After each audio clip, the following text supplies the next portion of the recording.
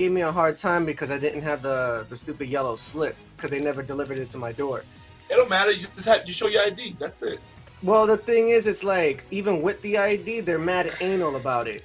Oh, Mad no! anal about Well, it. So Yeah. Tell them I said run me my package. You know why? Because they don't want to do the job. That's Oh, why. you missed the combo. Like what you got on my package, homie? Right. that's what it is. But all right, Alex, you sure you want to do it? No! Speaking. Wants So. to do Get it. away from me! I mean, if he wants to do it, then I'll just shut everything down except for. Oh, God! This Oh! When they gonna put Resident Evil 6 on Xbox One? March 29th. Yeah. Oh, Five yeah. and six are coming out in one package. I thought, Hey guys, hello. Yeah. Alex. All right, yeah, guys. Time out for 1 second. Nelson. Mugen's looking for you, Alex. Yeah, I didn't know I had my mic muted. I was talking the whole time like that. All right. Yeah, Nelson, you're talking to yourself the whole time. I have the director's cut already up and running. Unless you wanna, do a handoff. But I got pretty much the stuff set up. All right, no, I'm saying if you want to do it, just make sure you're capable of doing it, because I don't want you to like overstress yourself and then you just like My back! Well, what I look like, Mike Tyson? My neck. But trust me, back. Stop. yesterday- Just stop it. yesterday Don't do did it. not look like you were in the Oh, position nice. to move. What type of position you talking about, Nelson? First off, that's you and your girlfriend's problem. I don't care what y'all be doing. Leave my girlfriend out of this. With your Let's Lexington get Steel it on. porno shit. You guys are funny. You know he's from New Jersey, right? You know he's from New Jersey. Right? No, we're making jokes. Nice. You'll hear it on the show. It's nothing bad. All right, guys, this is what I'm gonna do. Oh, he missed. Hold up. Let's get it on. My whole life has changed Actually, no. since you came Oh, in. good stuff. Yo, Alex is mad in love, yo. I can tell. My Alex whole doing mad life drugs. has changed. Huh? Yo, Hey, Nelson. Wow. My girl was just like, keep my name at your mouth. She's a boss, like Zasha Banks. It's Well, funny how their names are. She is a boss because she said something to you in Spanish the last time you stood quiet. You couldn't say He was like, yes, honey. Yes, honey. Damn, Daniel. You're Oh, going. you get Dina? You done. Damn, Daniel. Damn. You done, yo. Yo, Who Alex, holding with the ass, Max? Alex, don't do her wrong, cause she will stab you. She already told me. She already told me. Are you salty? Are you salty, Shimwa? It stabbed Dude, me. what do you mean? Why am I salty if I've been Wait, beating you? Shimwar, What do you are you mean? losing? Shimwar, are you losing? What's up, man? I just lost one to No, Cammy. remember I'm up you said 2. something about And once I stabbing, win and I'm like, this, yeah, the you set is already over. warned me. You lost because Cammy's cheap as hell. All right, so guys, since this is everything's pretty much set up to go, we're gonna start the recording in 3, 2, 1. What's going on, New Gaming Order? This is Alex Lexus, New Gaming Order staff. There's a lot of us today, so I'm gonna do the quick intro. So let me get to the Halo window and to Discord. All right, so we have a lot of meaty topics today. So my goal is to not dwell. What? Angus beef, baby. Angus beef. Yeah. and he went with the safe thing, y'all. I was about to do something real X-rated. Do it. All right, so what we're gonna do is we're gonna go around the table with the staff. Demizzle, give us your intro, man, from Mr. Free Play Mode I'm himself. first. Okay, what's up, everybody?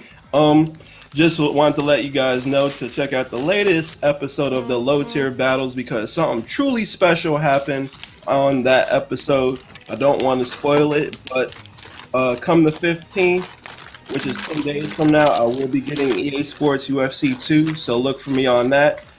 Gamer tag is Demizzle for Rizzle, so if you want to fight me on day 1, I will be using CM Punk and I will be whipping that ass. You know what? I'm gonna call Demizzle out in that game and a rematch in Street Fighter. So I'm just giving you a heads up. Bullseye. Ding ding. So with that, Get off me, dragon! also I wanted to publicly thank Free Play Mode. Like we've been sharing our audience where our numbers have bumped up and his numbers have bumped up. And since he made me an admin over at Free Play Mode Facebook page, it's really working out. That's the power of networking. So, you know, if you have groups, link up with one another, help one another. You never know. We're all in this together. All right. So, moving on. The returning Dragon Senpai, or Manpies as we call him. That's his new Game and Order name. You know, apparently he's locked in a heated battle with Shinwar in Street Fighter V. If Shinwar is streaming, you can check him out at Shinwar446 at Twitch. And Senpai, what you got for us, man? Where you been? How's everything? You been doing your homework? Guesses. Damn, Daniel. Straight A's or you can't stream. Okay, let me talk. Alright? Number one, I have a very good Karen, so watch out. Two, Oh, so I heard. Krillin, what happened to that 1v1 match? What happened? Uh-oh. That happened with what? What happened Alex, to that, put the hat on, dude. What the hell? Oh, You're yeah. breaking up. You're breaking up. Yeah, say that again. Never mind, whatever, I'm just back. He's just back. He got censored out. He's just back. Deal with it. Dang. All right. So, Playboy, once we go into the break, then I'm gonna break out the hat that you got for me. It was pretty cool. I had my lady wearing it. It was a lot of fun. So, but skipping the CEO for last. NGO Goken, what's going on, man? What's going on? Crazy week. Crazy busy week at work again, but I just got commissioned and hired to do Mugen's new PC build, so that's coming soon. Very soon. Yay. Why he get a new PC and I don't? What the hell? I feel cheap. Yeah, why don't I get Well, it's a streaming thing. Well, you know what? Let me stop. Alright, we'll talk about that offline. But Goken, while we're live, if you want to shed some I guess some highlights on the Elmira family feud that we had for my cousin Dejamir's going away, little get together. It was some excellent Street Fighter stuff. Yeah, we played about 70 rounds. This is like the second Street Fighter bash we had at my crib. It's about like 70 match tournament basically. Alex came through and he took that win bar. The percentage was too high, so you know.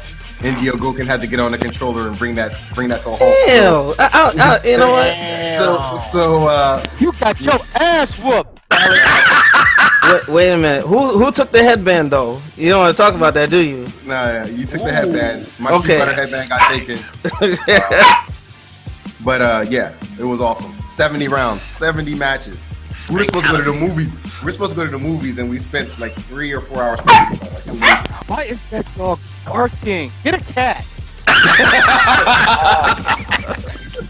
Well, and you know what? We should have streamed that one. So the next one that'll be in the works. We'll probably do a streaming of the Family Feud within New Game and Order. All right. So with that, King of the Hell battle. all right, cool. Now NYC Playboy, what's going on? What's new? And Hey. you guys know I still need the benchmark stuff from you, Shin Raven, and Goken. Mine's is ready. I'm gonna send mine over today. All right, cool. Yeah, so is mine. What did you do? 3D Mark or Catzilla? 3D Mark. I can't do Catzilla because I can't get like a free copy of it. So. Oh, let me. Where's my 3D marker? Hold up. How do I? Oh shit. All right. Okay. Well- I did it this morning. Okay, while y'all handle that, I'm gonna give Project Justice the floor to do his intro. I'm not done yet. All right. I thought you were like still searching for stuff, but yeah, go ahead. No. Hey, everyone. Good morning. Happy Saturday. I was home in New York a few days ago. I apologize. I couldn't meet anybody, but still, I had It's all to good. take care of some stuff. I am still planning on for us to have a get together in the tri-state area. You know, because too many of you fuckers live out in Jersey, man. God damn. But Hit the train, So- lazy bastards. That's where it's at, man. Dirty Jersey, No, it's baby. not. No, it's not. No. well, hey The Takuma, train. who are you to talk, Mr. Texas? Ain't nothing in Texas. And so when I get back from my Asia trip in the middle of end of April, we plan to get together. Yeah. You know, I don't want to have no hurt back or hurt whatever. We just get together You know. That's messed You know, up. bring- Dang. Hey man. I know, I got Whatever you. you wanna do, whatever Bring you your wanna friends do. and family, whoever. You know. Yeah, I should be healed up in like a have week. a good time. Yeah. Grown folks only. Sorry. I got a charcoal grill. I got a charcoal grill. Oh yeah, that's right. Okay, cool. All right. So Project Justice, Alright. man. Ah, crap! My dog's biting the hell out of me. Yeah, but the Playboy. Does that conclude your intro? Yeah, that's it, man. That's it. All right, cool. Project Justice, what's going on? How's your Street Fighter journey? What's up, fellas? How you guys doing? It's going well. I'm getting a lot better accustomed now with Street Fighter 5. Okay. I'm breaking down my bad habits of Street Fighter 4, with always trying to go from jabs to mediums. So, and I'm understanding the system a lot better. So I'm actually having success in ranking. I just hit silver ranking. So. Oh, okay. Cool. I'm going towards gold now. All right, go for the gold. That shit is unbalanced, yo. All right, but we'll talk about that in a bit on the PSA. Shin Takuma, what's going on, man? What you got in your crib? Shout out to Michael We're Hurdle. just ordinary gamers. Wow. And we always play it slow. No, what's up, y'all? What's going on, everybody? It's your boy Shin Takuma. Right now, I have been studying for my Network Plus exam, but I think I just got a copy of Street Fighter 5 today, so I may be making that jump over to the table tomorrow. and enjoy Either my you family think or you know. I have to launch it first there, Alex Chapo. So Alex Chapo. Why does my name is like the Guile theme? It goes with everything. What the heck? Unbelievable. well, other than that though, gamers, about to just go ahead and just jump into this and let's get this thing started. All right. And then Shinwar, what you got going on, man? Nothing much, just getting tossed around by Dragon Senpai's Karen, but quiet, haven't. man. I just begged you up. What do you mean? What the heck? Tossed. That's the word you want to Anyway, use right now. just in a heated match with Dragon Senpai on Saturday, so All right. get ready for the podcast. Yeah, and the next time, me and Shinwar had some private dark matches. Armika versus Armika. Matches. What? I said the Armika mirror match ended in some controversy. Double drop kick. You know what? What I'm gonna end up doing is I'm gonna pull the replay so that Shinwar and I can do commentary over that. That was a seesaw battle, and it went down to mere smidget of energy, which was a hell of a fight. So good, big shout out to Shinwar for being. Goku and Vegeta, yo. Yeah, he's one of the guys that really adapts on the fly, so you can't repeat the same tactic over and over. So Wait, Alex, did you ever post a double KO? I think we might have the first double KO I in Street took Fighter 5 I history. took a picture and I put it on the Street Fighter closed group page on Facebook. Okay. So yeah, I took the screenshot and everything. I think we got the first one ever. I don't think anyone ever had one of those. Probably on the stream somewhere, but yeah, No, I we don't think so, man. I don't think so. yeah, well, we posted it. We were going all out, and then hey, you know what? Powers neutralize each other, so it's all gravy. And with that, Nelson, co-CEO, co-producer, what's going on, man? Before we get started.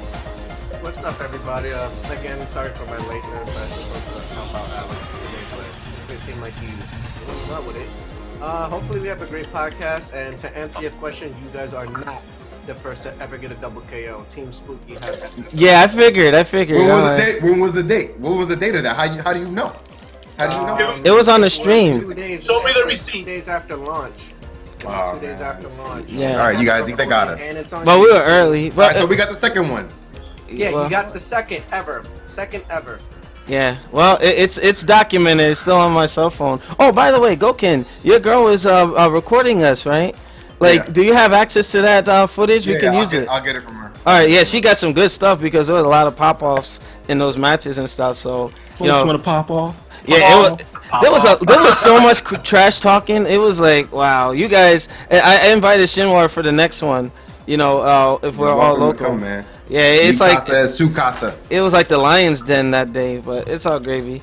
But with that being said, let's get started.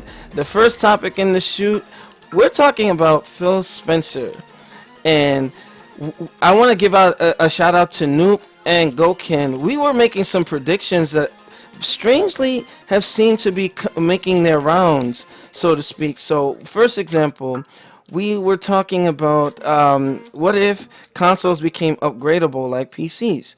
and we never thought that it would go down, and all of a sudden the Microsoft team is considering, instead of doing console upgrades, they want to do incremental upgrades to your already purchased device. Now, I believe Forbes reached out to Microsoft in reference to that, and my thing is I'm kind of on and off the fence about it, because I'm for it for the backwards compatibility. Like, it solves that. You know what I mean? Now you have you guarantee backwards compatibility. Is that one UWP, Windows Universal Platform, where you work on it, it'll always work. All you do is just upgrading the hardware. Now with that, if they do it, they have to do it the right way, where instead of console generations, hey, we're gonna switch out this, we're gonna switch out that, and it has to be simple and streamlined. You know what I mean? Because this way you gonna run into the problems that happen with the Steam boxes, where you need an i5 and i7, and the strength of the consoles, where their simplicity, you pick it up and play. So now, if they're blurring the lines between the PC and the Xbox One, which will be, in essence, their last one console, they got to make sure that they do it properly. Now, I frowned on Sony for going this route, where, let's release a more powerful version of the PS4, but I wouldn't be opposed to a upgradable PS4. Maybe since they were talking about the end of the console generation. If they go this route, it might be, an evolving cell of a console generation going forward. And I would say not to rush that, because they got to be careful where, you don't want to also split the market and cannibalize yourself, Microsoft, because a lot of the stuff where, releasing stuff on PC and Windows at the same time. And now this news, ordinarily, I agree with Phil Spencer, but I'm a bit hesitant to agree with this. But it's not a bad idea, but it's not a great idea yet. I don't think the market's ready for that, and it's only now going to be competing with PC. So I just wanted to lay the foundation with that. You can check out Games Radar. They're one of many sources that we use to generate this topic. But I wanted to give the floor to Demizzle from Free Play Mode. What are your thoughts on Microsoft considering this? And if they're successful, will the other companies follow suit? Bad idea. Okay. Because there's too many things that you have to do. You're gonna end up splitting your own market regardless, because you're gonna, instead of the beauty of consoles is that, okay, there's only one standard that we have to work here with. So people who develop for Xbox One and PlayStation 4, when you develop for PlayStation 4, you're developing for however many people have PlayStation 4s, which is 40 million people. It's the same PlayStation 4. And when you develop for Xbox One, you're developing for however many people have Xbox One, which is something like 22 million people. It's the same Xbox One that everybody has. If you do upgradable things, you're going to have a segment with okay, these people have more RAM. These people have the better processor. These people have the better GPU. These people have the better GPU and the better processor, but not the more RAM. These people have the better GPU and more RAM, but not the better CPU. So you're going to be developing for more standards, and you're going to leave people, and then you're going to get developers that are you know what? We're going to only develop for this standard. So that means if you want to play our game, you're going to have to get this configuration of the Xbox One. And then you're either going to have to have Microsoft authorize a bunch of authorized Microsoft upgrade centers where you can bring your console in to have it upgraded by an official. Wait, did they say that? Did they say that, or we're just speculating right now? No, this is what they will have to do. No, that's not we don't know that yet. Yeah, we don't know that yet. That's not true. Yeah, that's a good point that you brought up, because it's okay. In essence, you said something. The reason why console gamers are console gamers is because they don't want to have to fool around in the innards of something to make something work. They know when they go and purchase that game or download it digitally that it's gonna work as it's supposed to work. Yeah, out of the box. No, like having to troubleshoot and stuff. But guess what? You see, the separation from console to console, like you said, it's guaranteed to work. You know, you won't run into these hiccups like, oh, well, I need this card, I need that card. Now, if they do it where it's like a one-time thing per generation, like, okay, you're going to move to Xbox One version 2018, right? Let's say they do it that way, then you can kind of streamline what needs to work here and there. They can't do so many upgrades during that particular generation. So instead of, let's say, the next Xbox or the next PS4, they upgrade it, right? It should stay that standard for a console generation and then move on. Like if you're doing it like every like minor increments here and there, that's going to be a problem. But here's the thing, you're also going to run into people who are going to be like, okay, since it will be upgradable, I'm like tech savvy enough to do it myself, so my Xbox is going to have this amount of RAM when only this is the standard. Or you're going to run into somebody who's not so tech savvy, who thinks they're tech savvy, and they're going to brick their system trying to upgrade it. I think if they make the parts snap-on or like proprietary, they shouldn't have that kind of issue. No, that's the wrong way to go. They're not going to do that. Because you see now, if they do it that way, you can control that thing from happening. You can't. So when you talk about GPUs and you talk about CPUs, you know what? I'll just wait for my turn. And All right. Plus, like the other thing is like Xbox and consoles in general, they're not like PCs where the GPU and CPU are like detachable things. Like in a PC, like you can essentially just take the heat sink off of a CPU and take it out and unplug your GPU from whatever PCI 3 slot that it's in, and swap out another one. Simple as that. Like for a console, these things are soldered onto the main boards. They're essentially one chip. Yeah, true. And you know what I think too? I don't think that they can do it with the Xbox One in its current state. They're gonna have to release, and even Sony, like when they were considering making a more powerful PS4, that they can't do it with the current configuration. You have to build the console with that in mind already. You know, so that's just something that they're gonna have to consider. You know, Phil Spencer. And being that he's so approachable, I'm gonna make sure I put this on his Twitter channel to see the pros and cons of it. You know what I mean? But overall, I just think it's a bad idea, because if Microsoft doesn't do authorized Microsoft upgradable sensors like a Best Buy or a Target or whatever store, you're gonna end up sending your system back to Microsoft, and you're gonna be out of a console for like however long it takes for them to do the upgrade. That's why going proprietary is not a good idea.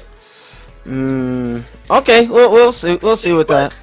But here's the other drawback: if you don't go proprietary, you're gonna have so many standards out there. You're gonna have the AMD standard. That's not true either. Well, okay. Well, we'll wait. Yeah, go ahead, Demisel. Do you propose that, like, okay, even though we're not gonna have proprietary parts, like the only way you can get around not having proprietary is like, okay, we're only gonna deal like only NVIDIA GeForce cards are gonna be working in our system, or only. I think it's gonna be a partnership. No, so okay. So when you look at PC gaming right now, right?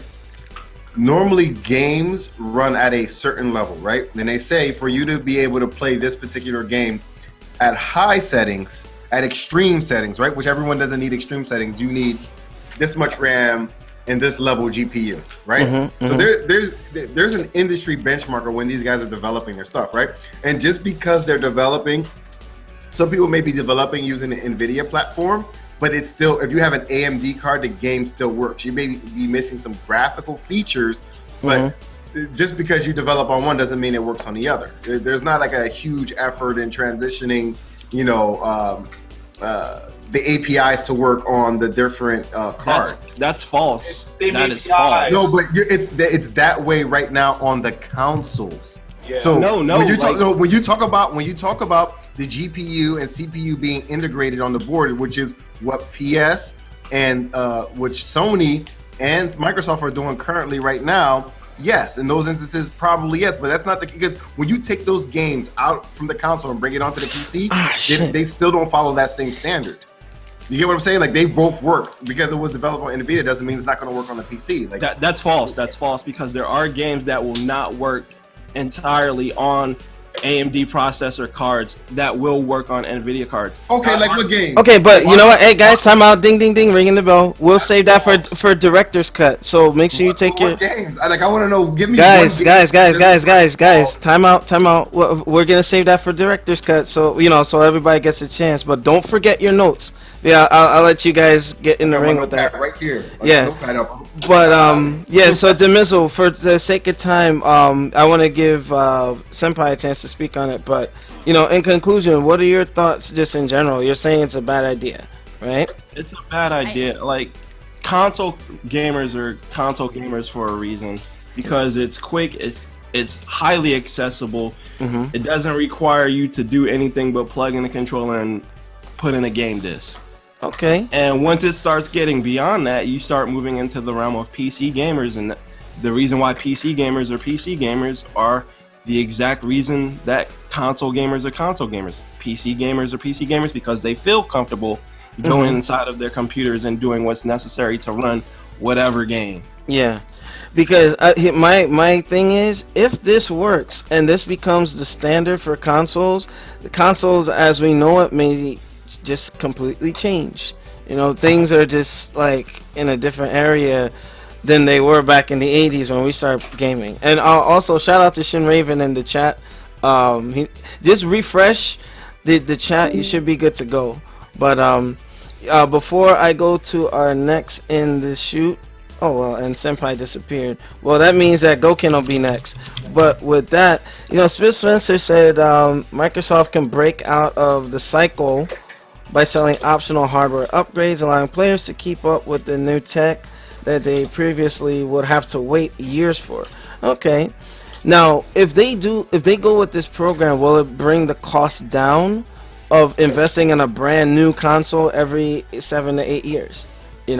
That's something to think about. There's some good things and some bad things with it. But again, I'm kind of wary with that because again, I was vehemently against Sony releasing a upgraded PS4, and my reason behind it is, do I have to buy a whole new PS4? You know what I mean? Microsoft, it looks like they're clearly stating that, hey, interchangeable parts that I can get with. Buying a new console again, I don't know, because when you think about us in our mid 30s and older, well, Playboy being much older, you gotta look at a couple of things where priorities of life, and then Playboy missed the joke, but No, I heard that I was muted. Forget you. but with that, I wanted to give Goken the floor on this. What are your thoughts on consoles someday possibly going upgradable? And shout out to Noop. We were talking about this about like 6 or 7 months ago. It was crazy. We did. We had a couple conversations about this and the multitude of opportunities there are right now because of where technology is at the current moment. And then the funny thing is, I'm actually contradicting myself because I said, yeah, that'd be cool if we have PC-like adjustability for our consoles. And now here I am where, it's about to happen. And I guess with Playboy assisting the company with equipment and everything, I'm just like, oh, can you justify having an Xbox One when all of that could be done PC-wise? You know what I mean? Yeah, so when you look at what a lot of things that are going on right now, there's a big push for a lot of like in the PC market for us to be building small gaming.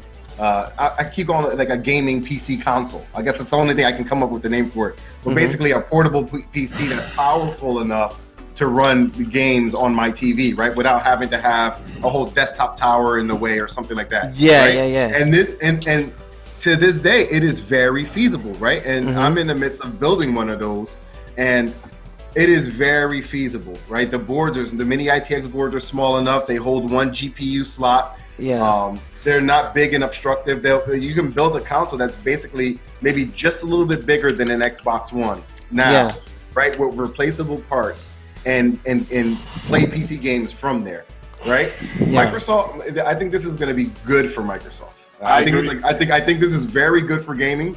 I agree too. There's a lot as far as cost goes. Just It might drop the cost, I think. 100%, because there's like, if the concern is I have to buy a new GPU to play a certain game, that's not true, because there's always the range of minimums and maximums for games. So just like you could play Street Fighter at low spec or whatever, as long as most games are going to play at 1080p at 30 to 60 frames a second, right, which is a normal television. Most people are going to be fine with the base system that comes out initially, right? Okay. It's when you move into something like in a game that only plays in 4K, which they never do. This type of thing never happens in this era of gaming. Yeah. So we're almost 10 years away from like 4K as a standard for all games coming out. You know what I'm saying? Yeah. 1080p is still the gold standard. Now, here's a funny thing with that, Gokin, to add to that.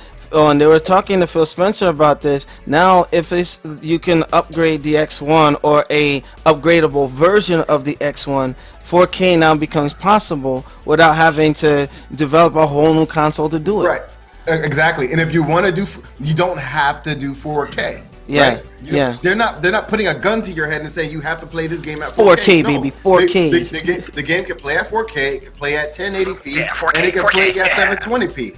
Yeah. So this is great. I think this is awesome. Now, some people are like not happy with it because it's just like, okay, you got to think about universal. Brother Natural. But I think universal gaming, if you look at that, this kind of forces PlayStation and Xbox to just have a platform where you can log into like Steam and play the games that they have available for you. And you don't have to worry about going out and paying for 2 different consoles. Yeah, as long as this doesn't go the route of the Steam box or the console PC. Yeah, but the Steam box is not a thing. They exist, but they're just really small PCs that can play games at the standard 1080p from a range of 30 to 60 frames a second, which all NVIDIA cards and all Radeon cards meet those requirements. Right? There's different price points for those cards, and if you want to go further than norm. And you want to do 144 hertz and all that other stuff, then you pay more for that. Yeah. Now, if they do go through with this at E3, I hope that they flesh out a map or an execution plan as to how this would actually be feasible. And if it drives down the cost, then I'll be for it. And if Sony does the same thing, I'd be for it too. That'd be great.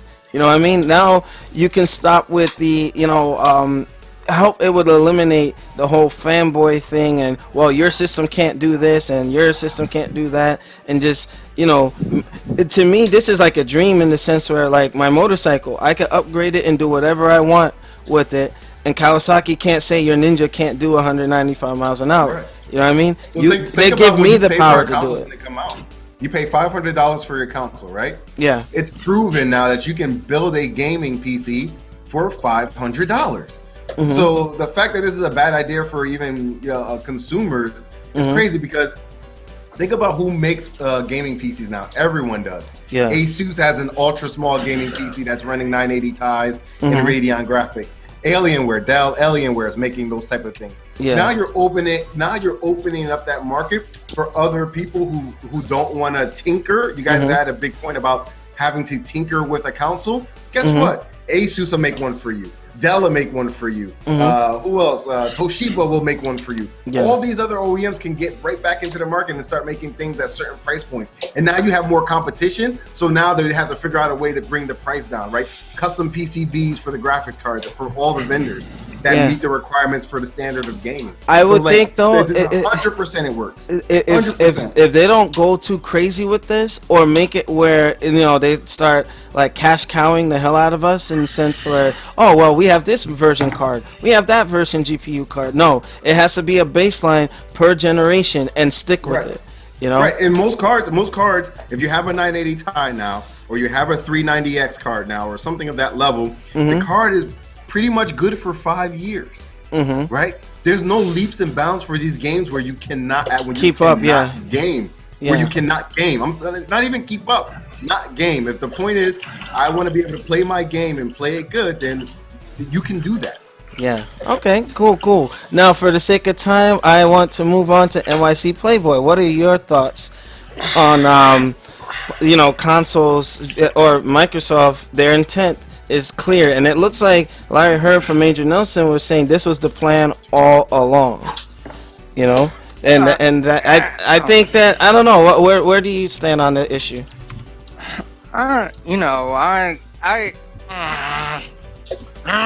Because now the PC Master Race may not have the advantages that it once did. Lies. I'm just saying, we don't know. We don't know yet. Just stop the lies. Okay, well, what are your thoughts? Shit! I don't know. I'm. You know what? I am just. What, indifferent? I'm biased towards PC gaming. I'm at the point where, yes, as I have gotten older, thank you fucking very much. I've just moved away from console gaming because it's just I don't know.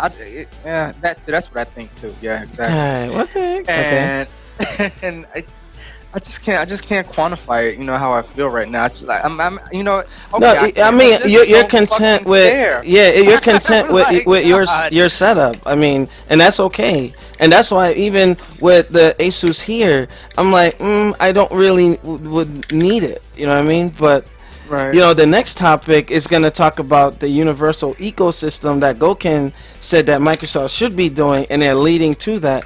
So it kind of would benefit folks, if anything, to invest and it'll help out PC side of the house and the console side, or this hybrid, generation that they're looking at creating. But I mean, something to say about that. But when the topic comes up, yeah. Okay. All right. So moving on to Shin Takuma, what are your thoughts on possible upgrade generations coming, to Microsoft and possibly Sony at some point if it's successful? If it's successful and if it's taken well by the gaming community, sure, why not? I mean, it's successful, and if it's upgrading and if it's taking a step up from where we're coming from, sure, why not? But if it's going to have its falls, its downs, back and anything else, whatnot, you may want to test it out first. I'm sure they're going to test it out well, but make sure the product is always 100%. Make sure you test it on virtual settings and everything else or not before you give us a complete product. Please do that first, and then if you're gonna test it, do like a beta testing or pilot. Test it and see, do like a pilot, something like that. Invite people in and see how this feels, and do like a review before you actually launch it. And everything else. If it's successful, go with it. If not, then go back to the drawing board. That's all. Okay. All right, Shinmore, what are your thoughts on possibly opening up consoles to PC-like upgrades? I think it has its advantages and disadvantages. Initially, when Phil Spencer mentioned it, I immediately thought about the Sega Genesis with the Sega 32X and Sega CD, and all those are pretty much add-ons and everything.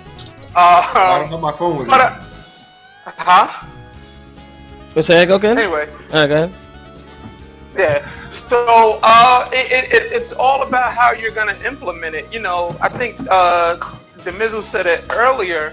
For the tech savvy crew, we're able to swap parts out, blah blah blah, and do all that. But what about the average gamer that just wants to play the console and you want to upgrade? He doesn't know how to do it. So now he may have to, take his console or the Microsoft store. Right, take it to the Microsoft store, which they may implement. But then you got to look at the competition. So Sony's going to be like, oh, look what they're doing. Let us step into that arena. So now, once again, the landscape of gaming is going to change again. So I think it has its advantages and disadvantages. Ultimately, we pay for one console, and now we're paying for upgrades after. We're still putting money in, and it's also like a PC. We buy a PC or whatever, and then if we want to upgrade, we got to, get another hard drive. We got to put money out there. Thankfully, that the prices for these for this hardware is coming down. Well, it's pretty much down. So it's cheaper. So it has its pros and cons. Now, I think too that it'll spread out the need for making a flat out all new console where, you can keep like instead of doing 2 console generations, you do one with the same hardware, but hey, you're just boosting it and spreading it out more. So by the time you need to buy a brand new console, it'll be like what 10, 15 years down the line, as opposed to every 7 or 8 years, $500 a pop, and then the stuff is like limited. Yeah, it's almost like a video game with the software updates. Yeah. So you put a game out and now you're doing DLC to keep it alive, and stretch Yeah, it out. yeah, yeah. It's almost like that. Yeah, and the funny thing that I say too is, if you look at it again, it will ensure backwards compatibility if they go this route. No more of this, patching that. This stuff will still work. Like Steam, I have all my stuff working on all different laptops that can handle certain games. So I don't know. It's just, Review Tech was like, oh, don't do it. Stone Fox Media, he was like, he's okay with it. Some people, I guess it's a matter of preference at this point, but if he can just, for me, drive the cost down, this little bugger over here is expensive from time to time with his medical stuff, you know what I mean? I got my, things with the house and repairing credit, things like that, so it's like, it would help where, cost for me would be a great thing to, drive me in that direction. But, Shinwar, if that concludes your point, I'm going to give Nelson the floor. All right, and Nelson, last but not least, what are your thoughts on... Oh, Project Justice! My bad. All right, PJ, what are your thoughts on Microsoft doing this before I go to Nelson? Real quick, like Chinor said, it's all about how you implement it. If you go like 32X style, whatever, that's terrible. But it needs to be internal. If you guys remember Saturn had the RAM cart. If you're able to implement it as a cart in which you just take the component out and swap it for another component, I think it'll be implemented right. And also they have to watch out for prices. Like the problem with the Steam machines, they range from 400 to 2,000. You can't have that type of range. Yeah, you got people confused. They're like, oh, what do I get this? Do I get that? Yeah. That's why I'm saying if it's streamlined and simple, it should be okay. I think it depends on all what you want, though, right? I guess if you're okay with 720p gaming with the upscale, then you don't need to spend $1,200, right? And that's the beauty of it. That's the beauty of it. That's what consoles are. You understand? It's optional. You don't have to get it. Like right now, all gaming's already programmed like that. That's why when you look at the PS, like example, the PS4 version of Street Fighter 5 doesn't look as good as the PC version. Yeah, this is true. The version has a higher ceiling, so games already programmed to run on different levels. Now this is going to give you the option which level you want at home, besides having a PC. So I think it's a good idea. It's just all about how you implement it. Okay, and you said something very interesting, PJ, that if the PS4 version and PC version of Street Fighter 5, there are slight graphical differences, and if now you can kind of bump up the console version to be like in close contention, the PC Master Race guys, Playboy, now that's gonna be a rather interesting, argument going forward. Yep. All right. Cool. All right. Last but not least, Nelson Ketduki. What are your thoughts on the topic? What? Nelson Dookie, what the hell? Ketduki. What? Oh, Ketmookie. What? Right, I'll make this in brief. The way how I see it, Master Chief, about it being upgradable, not upgradable, it all boils down to preference. As what the Mizzle says, once you start putting upgradable parts, you're not in the PC realm. I honestly don't see the reasoning to bash it, because there are some people like myself that like to upgrade the storage compartment within these consoles. Okay. There are a lot of games out there that require such an enormous amount of gigs, such as Assassin's Creed Unity, Halo 5. Grand Theft Auto, 65 gigs. Yeah. Or Halo. Gigs, oh my gosh. 65 gigs to 80 gigs, even to 115 if you have Elder Scrolls Online. So it's a lot to handle, and if I have the necessity to upgrade the power so every game could be at 60 frames per second, I could change the shadow texture and stuff like that. It's worth my investment, but that is for my personal usage. It's not meant for everyone, but it should be accessible so it can be done. Give everyone the option, right? Correct. They should give everyone the option to do so. And again, this is not a bad idea because again, everything is becoming a mini low-core PC now. Yeah, So that's what the what's consoles difference, are. guys? Yeah. Spending what? You're spending on launch day of a console. You're spending maybe $400 to $500. That's probably a very low-end PC that can just barely do the brim minimum of actual. Yeah, medium to high at best. Right, and you guys have no idea if you start upgrading like you would on PC, you will see the jump in everything. So it's like, as what Playboy says, as what Goken says, shoutouts to On Your Knees, shoutouts to Shinraven. PC is the master race for a reason, and that is why.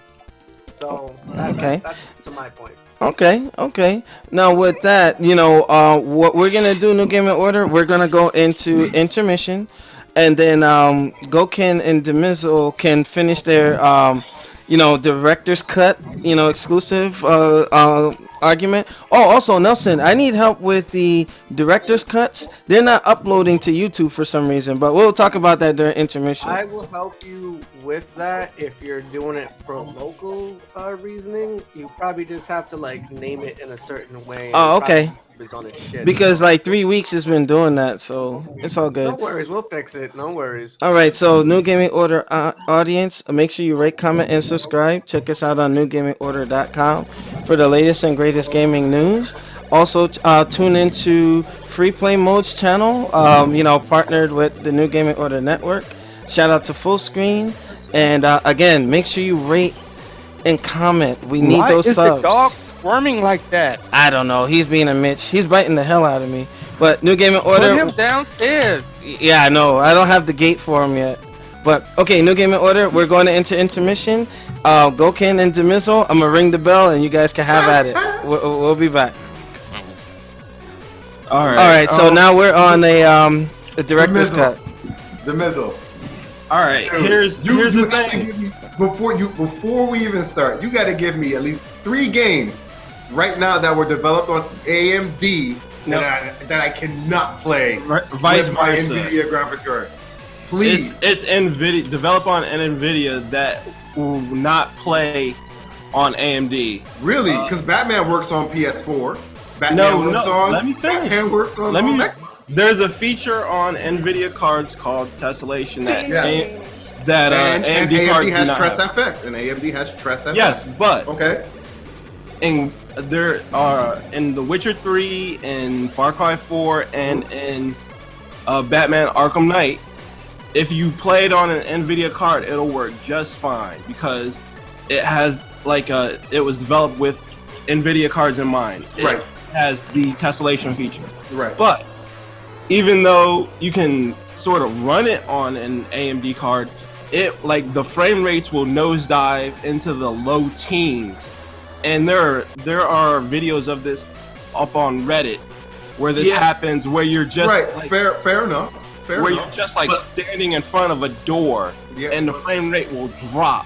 I think you're confusing it with GameWorks because NVIDIA uses GameWorks as their middleware, and they do that. No. It's not GameWorks. It's tessellation because No.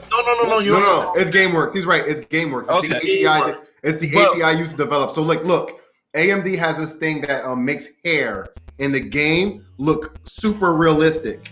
Right, which is called Tress FX, and they used it in Tomb Raider. It was a feature that when you looked at Laura's hair, it looked like real female hair. It was a particular feature that it's a graphical feature that was only available on the AMD API or development framework. Right, NVIDIA can't do that same feature. So if you went and tried to get that same hair feature on an NVIDIA card, you couldn't get it. Right, but those are no. Let me finish though. But in those games and in other games, even though you can technically turn tessellation off, it's still running underneath the game's engine because it's not truly off in those games and several other games. So what I was saying is, like, say if you like, okay, here's the standard that you must meet to do upgradables in the console. We will only accept this standard. But NVIDIA uses GameWorks and AMD uses the other thing. If you have a developer such as Ubisoft include tessellation and GameWorks in their game, but it's never truly off, you're gonna run into those problems when you're trying to use an AMD card of similar standards, but that does not have that feature. That's patchable though, because right now it's not patchable because they tried to patch it out, but they cannot get it patched out. But the performance is patchable because you can play Batman Arkham Knight with an AMD card now and get 60 frames a second and not get those. Right, but you do know The Witcher. What I'm trying to say is you do know The Witcher works on PS4 and Xbox One, right? Yeah, I know. That's AMD AP. That's AMD graphics. But it doesn't. But the Xbox and PlayStation 4 versions were not built with tessellation in mind. On the PC version, that feature was included from the ground up. All they did was turn it off.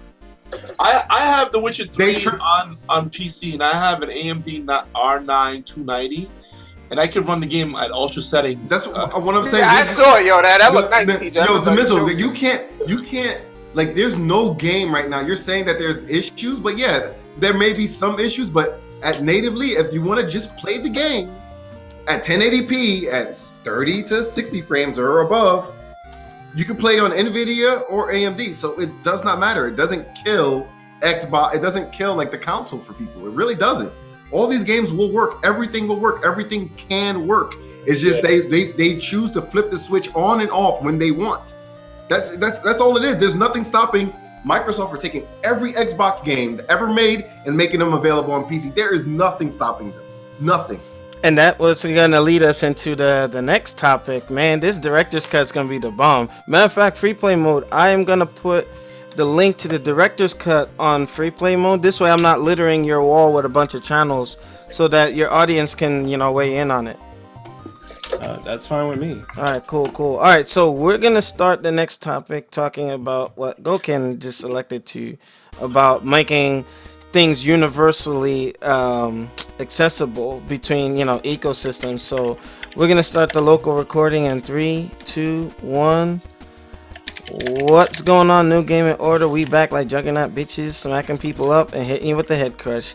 We had a hell of a director's cut. Goken and Demizo, they weren't squaring off, but bring up some good points. Project Justice was able to weigh in as well. So I highly encourage you to check out our full cut, which will also be featured on Free Play Mode's Facebook page. So with that, on the heels of the last conversation where Microsoft is looking to go the route of upgrading the console and eliminating console generations, but maybe console iterations in terms of, hey, Xbox or PlayStation version 2 something, or 2019 or 2020, who knows. But with that, I see that it's going to be rather interesting to say the least. And let me get this thing fixed. But revisiting a topic that Goken, my cousin, was talking about, where what's stopping Microsoft from making a universal gaming Windows platform ecosystem? And we talked about this on the same show we were talking about the upgrades a few months ago. And I see that it's actually coming to fruition where they're considering, Steam crossplay. You got Windows, games being available on the Xbox and Windows 10 on the same day.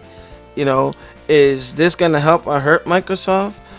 It might cannibalize its Xbox One. I completely see points as to why that could occur. But for this topic, I wanted Goken to start first and then have everybody respond to that. But Goken, you remember that show that... I remember. Yes. It was very well thought out about why Microsoft doesn't, release unified Xbox One games same day as PC games, and will it cannibalize the console? And I don't think so, right? Because like we said, right, you guys already know you guys make good points that console players like their console. It's easy, it's accessible, whatever, right? So to that point, if you already have a console, you're still gonna buy the game from Microsoft day one. You're still gonna buy it, right? All you do by releasing that same Xbox One game that we know can play on the PC same day is you allow the market of PCers. So, you open up the market a little bit more and you make more money because there's a hype around it. If the game's good enough and there's a big enough hype, right? And you release it the same day, everyone who's gonna buy for the Xbox is still gonna buy for the Xbox. But now the people who wanted to play it and don't have an Xbox can buy it on the PC, right? And that goes for your PS4 people that potentially may have a PC and PS4 and not an Xbox, but they want to play that game like Halo, Killer Instinct. Now they can get in and buy it. You know, so all I think it just generates more revenue for Microsoft, and I think it's the right thing to do. Again, there's no reason why in this day and age why Microsoft comes out with a game and I can't play it on my Windows machine. And to add to that, it's like it doesn't just say for the game standpoint, Windows Store, those mobile games, like from the tablets to the phones, whatever. It's like you can have access to content across all of Microsoft's products. You know, now my thing was I was saying, you know what, Microsoft. To me, it's almost like they're trying to do this take over the world type thing. So I'm kind of like playing devil advocate. That's a bit much, but then I see what they're trying to do. You use the UWP, right? You develop it one time. It saves on development costs with Windows or DirectX 12 and everything, and then hey, port it out or push it out or convert certain things here and there and make it accessible to all platforms. So yeah, well, we'll see what happens. I mean, my only thing is, we got to be careful not to give Microsoft too. And this is the only con I have with all the Universal and console building stuff. It's you don't want to give Microsoft too much control because then you become dependent. You kind of fall into that Apple trap where that you buy you have a MacBook Air, you have Apple TV, you have an iPhone, Apple Watch, and you make all these purchases and you invest all this stuff in there, and then you basically can't walk away, and you can't bring your stuff over to like Linux or something later. You know what I mean? Yeah. Now you see, that's the thing. Honestly, it's like if you are, those who support Sony and Microsoft, it's like Democrat and Republican. There's good and bad between both. You know what I mean? It's just that you got to figure what works for you. Hold on. Who's breathing like that? Who's breathing? Yeah. I don't hear any breathing. Oh, okay. All right. But you see, with that, I remember you called it and said that would be a good thing. And now we're on the eve of something like that happening. So that's kind of... And also, before I give Demiso the floor, I wanted to...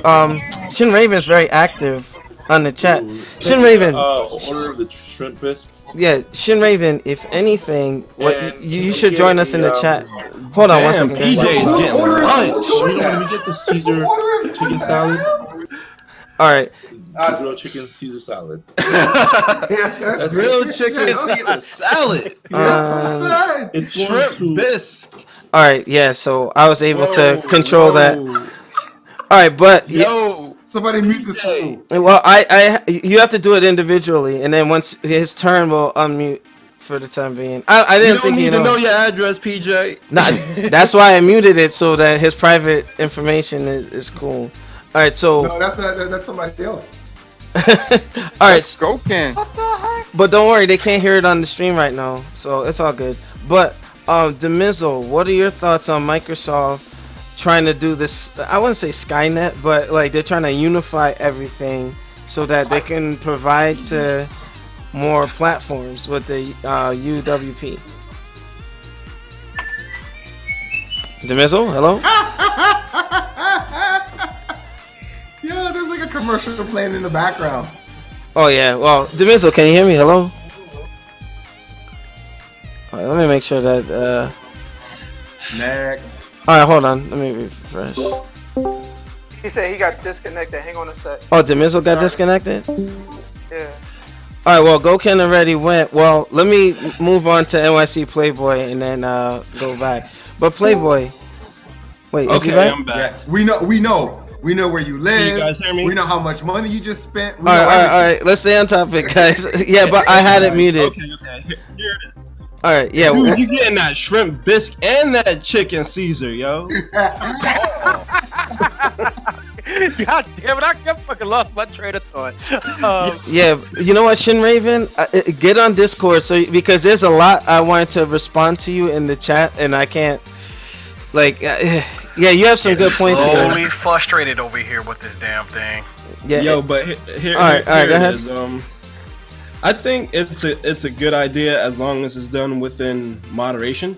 Okay. Like Okay. if you do like if Microsoft and Valve hook up with the Steam connection, where Microsoft will start putting their games on Steam and Steam will come to Xbox One, I think that will be a good thing because for Xbox One users who don't want a PC game, it allows them access to all these indie titles and whatnot that they would never ever see on a console. Yeah. And for PC gamers, you don't have to kind of go through Microsoft's store because let's be real here, the Microsoft store on Windows 10 is kind of shitty, but it gives them another platform to digitally download Microsoft games. Like, cause a friend of mine at work, a coworker, he's like, I don't want to buy an Xbox One, but I really want to play Forza 6 and I really want to play Quantum Break and I really want to play Killer Instinct. Now he'll get that chance because those games are coming to Windows 10. And here's the funny thing with that: those who are like, "Oh, I don't want to play Killer Instinct. I don't want to play this. I don't want to support Microsoft." You will when you play those games on PC anyway.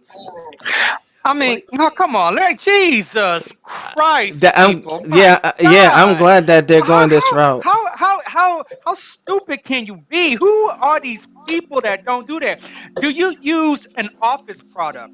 Do you use a Windows operating system? Do you use any sort of, because Microsoft also has patents in the mobile industry. Gee, you're supporting Microsoft anyway. Either way. I agree. People are stupid like that. It just bothers me. Yeah, these be the same people who go to a college or workplace that has a corporate IT that has, all their PCs in their job, Windows, Office, just. I know, right? It's kind of stupid. Just my God. People are idiots. We've come to realize this, but it's like and I applaud Microsoft and potentially Valve for making this step.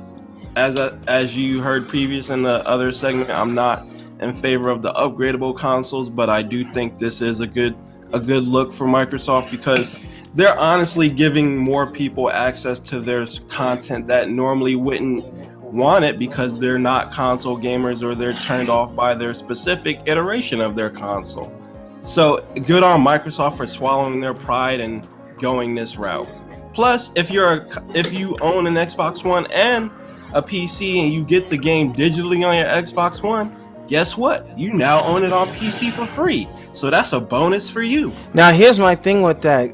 Past games, will they retroactively add that, considering I know they're gonna do it with Gears of War Ultimate Edition. So I will be able to get Gears of War Ultimate Edition and or Tomb Raider free later down the line, right? I don't know about Tomb Raider. I know it's I don't know about Tomb Raider. I know it's specifically Microsoft published games.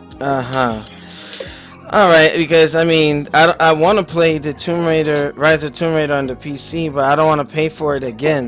And this was my biggest issue with Microsoft back in the past. Me and Shinwar were talking about this.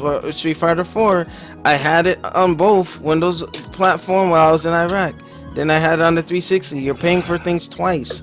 You know what I mean? Somebody was listening, so I think that they did the right thing there. But with that, hold on. I'm just doing some upgrades while we talk. But Demizo, does that complete your point? Yeah, that's pretty much it. All right. So now, next in the shoot, we have. Well, Goken already went, and Playboy, you already went, right? Or you just jumped in? He jumped in and muscled people off the machine. Like, get the fuck out the way. I'm speaking. That's right. He did like Tiny from freaking Friday. He's just like, hey, what topic? You're like, what? Unbelievable. All right, but Playboy, Go ahead. yeah, what are your thoughts on the Microsoft trying to go that route for I understand your frustration. I see where when you know what you're talking about. When you're talking about, yeah, I got an Xbox One and I purchased the game there, but I don't want to. Yeah, that's that. They need to reconcile that. Yeah. You have to address that issue first and foremost before you already got the distribution platform. Steam or Steam would be just be an idiot to not partner with Microsoft to do a cross-platform partnership or however B2B partnership when it comes to PC gaming, console gaming. So that is a no-brainer. It's just a couple of lawyers got to get together and do all the legalese. Now, if you look at that, like, okay, games that are only available on Steam, if somebody on Xbox can now purchase that same game, that's a sale for that publisher. That I think that's a good thing. What do you think about that? And also, I like the idea of how giving access to exposure to these indie developers to a larger community when you have all these independent little games on the Xbox, on the Microsoft platform. Yeah. Because then people could be like, man, I want to go, Company X, they got this nice, little puzzle game or whatever. Can you develop it, make it into a bigger thing, like something like Bejeweled or something, something simple. Next thing you know, they got the next best thing or whatever. Okay, that sounds cool. It's reasonable. You know what I mean? Like, Right. I believe that everybody should have access and a chance to play stuff. So that's where my heart lies with it. All right. So does that complete your point, Playboy? Yes, it does. All right, on your knees, Mr. Sound Effects Man. Better late than never. So I don't know. I don't know if you are following along with what we're talking about, but Microsoft going the route of creating that ecosystem where you develop on Windows 10 and have it available to all devices that are supported by Windows 10. Where it be the Xbox, tablet, cell phone. You name it. But what are your thoughts on this? They're just trying to make some money, but if they want to make everything cross-platform, I think that's better. So that it's just one purchase across all those platforms instead of having to buy it, like you said, 5 or 6 times, depending on what you want to use it on. Okay. But they're just trying to make money. That's all they're trying to do. They're trying to make everything more accessible so that they can get people to buy more of their craft. That's all. I got nothing much else. I just woke up. That's why. I could hear it. I was like, what the heck? Unbelievable. Show late to work. I got up just in time to hear PJ order his shrimp biscuits and his chicken Caesar salad. So.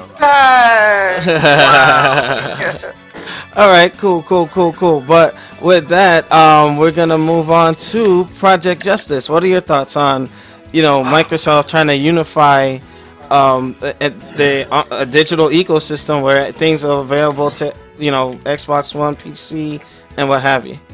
He's too easy to be eating shrimp biscuit and Caesar salad, Joe. It's not here yet. All right. I think it's a great idea because this is the direction the industry is going anyways. It's just going to be first to go there to start this process. Okay. I'm happy they're doing that because I want to play Killer Instinct, but I don't want to buy an Xbox One. Amen. Amen. I'm happy. I'm happy they're doing this and they're giving people the option. It's more options. The way I feel is the more options you have, the better it is. I mean, I don't know how less options is better. Yeah, I agree 110%. That's what I feel. So at the end of the day, PC is winning.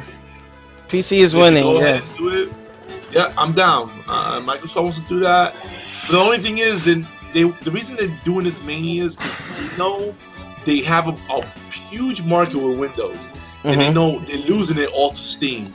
And this is the reason why they're doing this, because all these games they're not going to be available on Steam. You're going to have to get in the Microsoft store. And Yeah. buy from that. Now it's going to be a that's- conversion issue with the developers. You know what I mean? That can become an issue. So that's the only drawback I see, because I love Steam. Yeah. And like for example, EA Origins, I don't use it, and I never will. I don't like EA. To me, EA is what the hell. I don't care what game it is. I won't buy it. I just won't buy this shit. It's not on Steam. You heard the man. I ain't buying it. I don't like EA. EA, they do dirty tactics. I don't support them. So fuck them. But when it comes to Microsoft, and you know, I'll be definitely jumping on the Windows Store and downloading games from off them. All right, cool. All right, now moving on. Shin Takuma, what are your thoughts on unifying the online system, well, the digital ecosystem, and making things accessible to different platforms? Wait. We're making things accessible to every platform. Well, Windows 10 supported. Windows 10.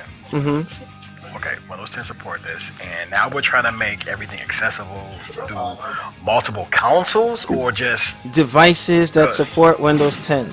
Matter of fact, you see that topic, I should have had the topic in there, but I remember it was in my notes for 2 weeks ago. I just didn't get around to it, but you know, that's kind of where. If you're gonna do it like that, then make sure it's just like desktops and laptops. Don't like try to cross over to the mobile world with this, because if you do, you know, you see how the Windows Phone went out, right? Okay. Take your notes and lessons from that. Don't do it if it's gonna be one of them drawbacks as far as in how bad the Windows Phone was. Don't do that. I mean, if it goes like multi or something like that, then that's cool. But some people not gonna want that. Some people not gonna support it. Okay. Now, with that, Shinwar, what are your thoughts on this? Like, what are some benefits and cons that, you know, you can see what Microsoft trying to, you know, force the UWP? Hello?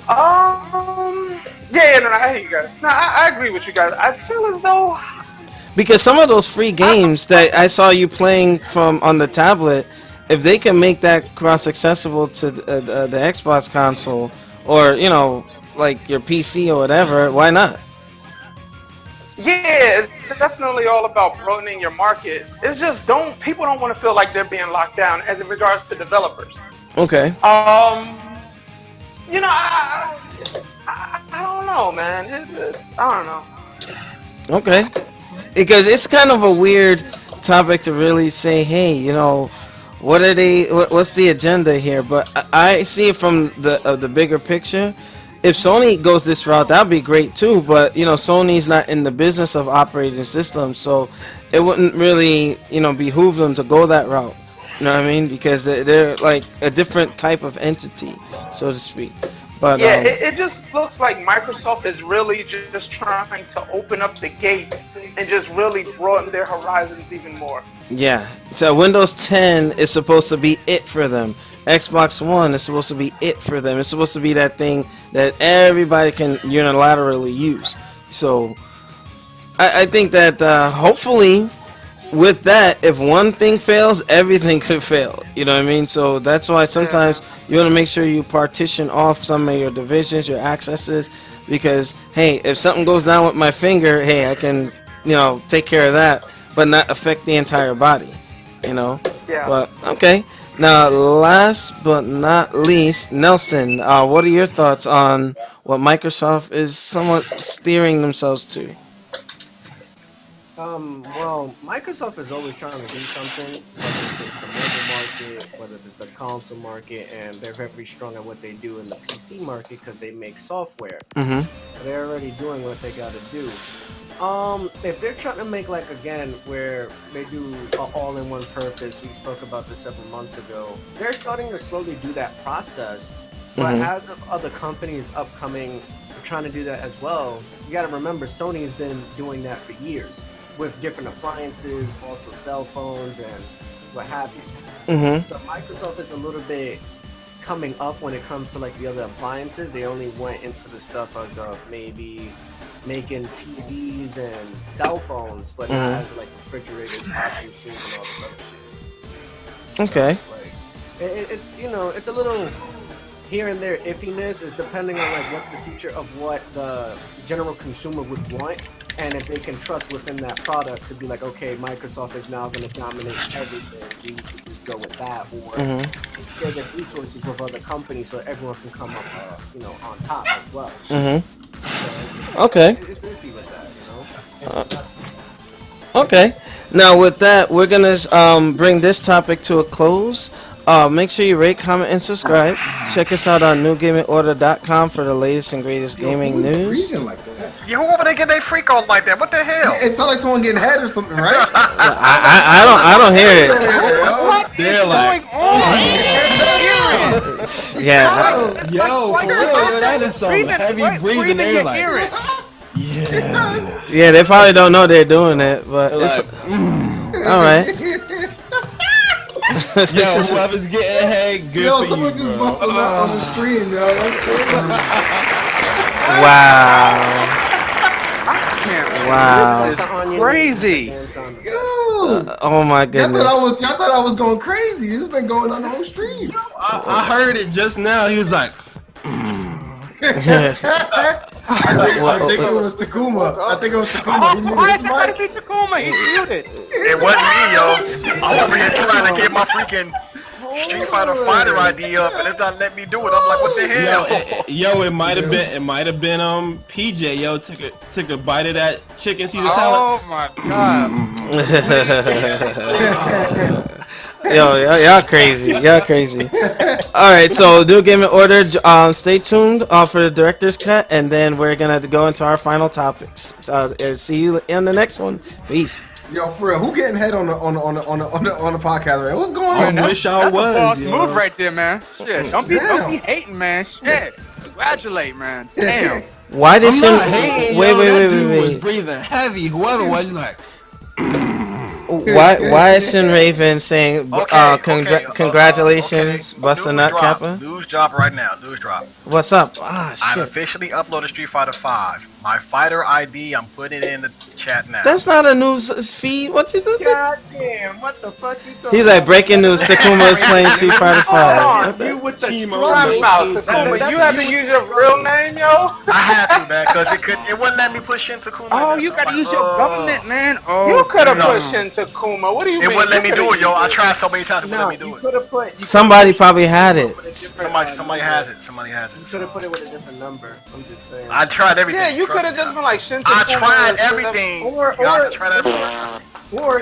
just put This is Shin. Takuma 864. No. He could have put Shin_Takuma77. I did that same thing. It still wouldn't let me do it. Then put an underscore next to the Takuma with 77, so you have two spaces. Done it Yeah, already. but here's the thing: to Shin Takuma from King of Fighters, that's like if you're a fighter, that's like a common name used by some folks. Yeah.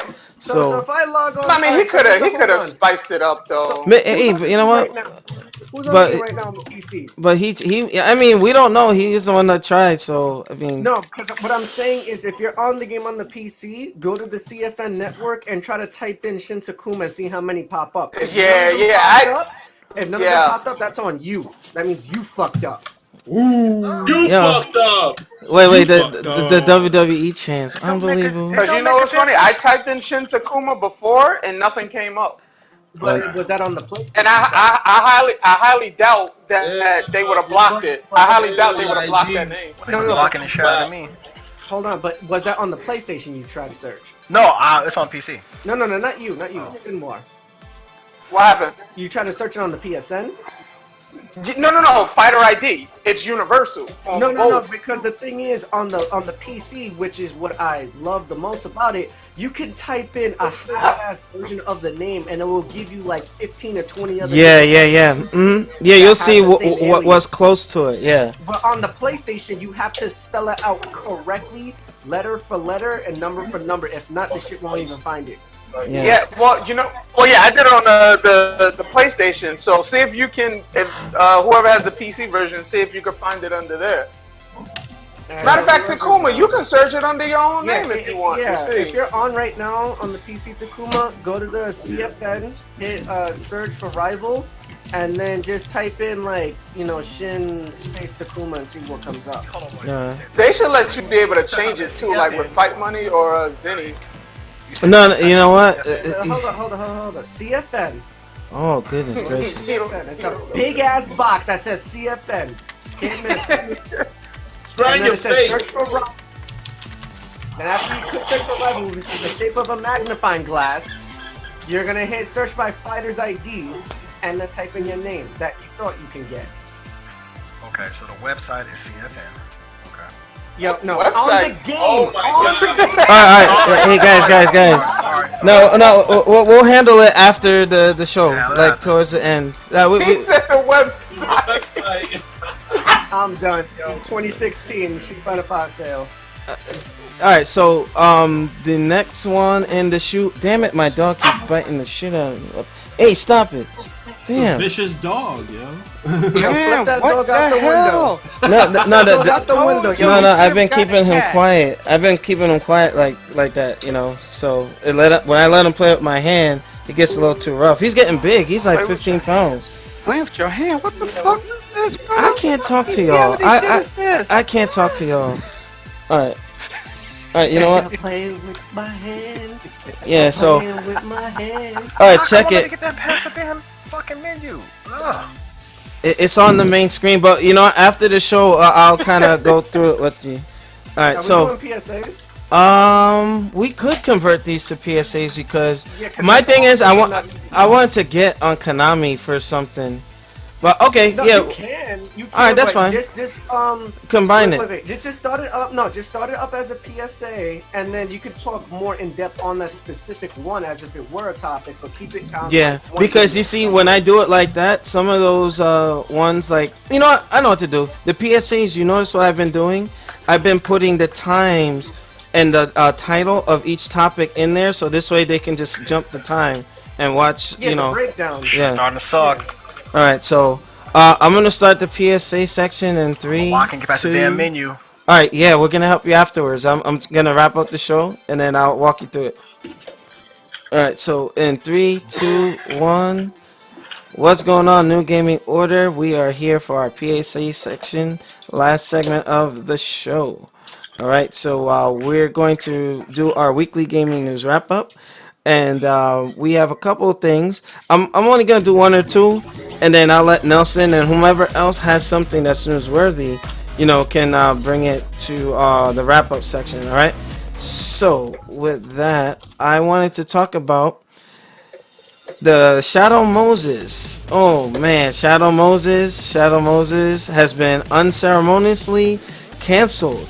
The developers, the indie developers making the game, were supposed to have an announcement on March 14th, 2016, and sadly, I know for a fact Konami shut it down. We knew it was coming. They Konami. fucked up. Konami's full of shit. I fucking hate that company. They were gonna come to you with respect and say, hey, let's work on this. I think it's still the heat towards Kojima because it's his inspired game. Now, if they were remaking that piece of shit Metal Gear Solid 6 that they're working on with Ninja Theory, they've been all for it. But fuck you, Konami, you guys are assholes. Now here's my thing. The cease and desist that the team was given, they can't talk about it, and that seems like typical Konami practice. Now here's my thing. How did Konami not know about this with the trailer going out and getting like 1K views? You know what I mean? So people were wanting to see this. But I'm gonna put this in the chat for you guys to check out. Give a shout out to Mr. Hurdle in the chat. Thank you for watching us, dude. What you got in your crib? Shout out to Mr. Hurdle. I can't wait till we do this 8-player lobbies this month, so we can have Salty Gamers, Free Play Mode, Thumb Thrasher Gaming, and New Gaming Order fighting it out on an episode of Friday Night Fights. So I'm sorry. What's up, Michael Hurdle? I accept your challenge. All right, cool. So I just wanted to see what you guys thought about Shadow Moses, the Metal Gear Solid 1 remake HD that now got shut down. I wanted to start the discussion with Demizzle. Now, are you surprised that this happened? Not really. Okay. Because, like, if you remember, like, a similar situation happened with the Chrono Trigger 3D remake that was being done by a group of fans, and there was something like 70% done when Square and Enix decided to finally step in and like, nope, shutting it down, son. So like, you got like people who make these things, you gotta realize that when you're taking a property of a company that plans on doing things with it or that is still doing things with it, you gotta realize that these things will happen. I applaud you that you guys are good at what you do, but you're wasting your efforts when you do these things because these companies are still making money off of these IPs and they're not gonna have someone just swoop in unauthorized, steal their IP because that's what you're doing. You're stealing their IP. But they weren't gonna making money off of it. It doesn't matter. It's still an active IP. But they have to understand though, like this falls under the umbrella of Mugen, where it's art. It's art, bro. You're actively stealing someone's work. So I was actively stealing something when I was making Mugen characters? Like when you make Mugen characters, you're redesigning them in a way that they become original characters. Okay. This is like, okay, we're gonna remake Metal Gear Solid 1. Same Solid Snake, same everything. We're just re-imaging it in an HD version and a modernized version. You're stealing an IP and just updating it. You don't have permission from Konami, you don't have permission from Square Enix, you don't have permission from anyone to use their intellectual property for your own purposes and re-release it. That's still stealing, no matter how noble you think it is, no matter how much of a good job you think these people have done, which I do freely admit they did an excellent job. It's still stealing, and these companies have a right to protect their intellectual property. I think honestly it's because of Kojima, because it's still his brainchild. You know what I mean? If it were any other game, I don't think it would have been that big of an issue. It's not. I guarantee you, if you saw someone make a Contra game, like, hey, we're gonna remake Contra in HD with 3D sprites, and it wasn't backed by Konami, I guarantee you it'd be shut down real quick. Or if it managed to see the light of day, they would scrub every internet site and pull that shit down as quick as it was pulled up. Because it's Konami, bro. It's Konami. Like it's not Konami. It's Konami, bro. It's any video game developer. Square, like.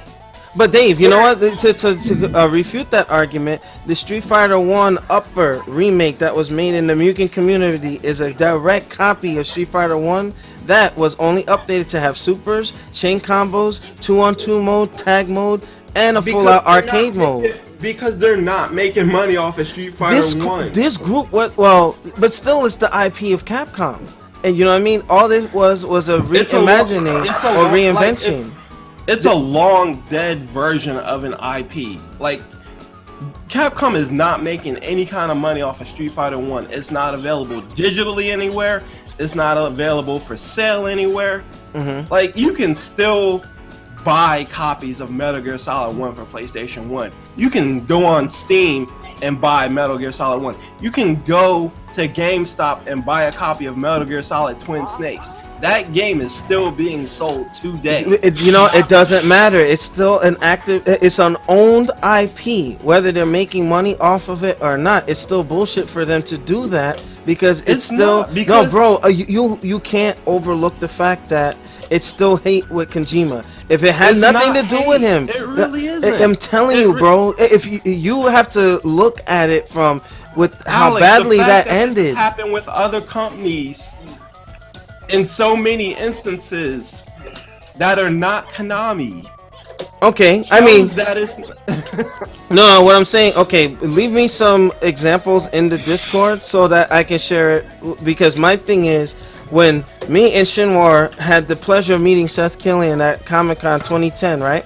And I was asking him, you know, if hey, you know, can we work on something where hey, can you use my Goken for online edition? HD remake. He said, oh, we can't, and then later turns out like it would be like a labor issue or whatever with some legal loopholes, but I was still free to work on Goken in my capacity without worry. Without, I even have a version of Gouken that plays exactly like Street Fighter 4. So how come they didn't come after me for that? You know what I mean? That's why I'm like, I don't. Me as an independent creator, I still see some issues Now with they that. are. What? Now they are.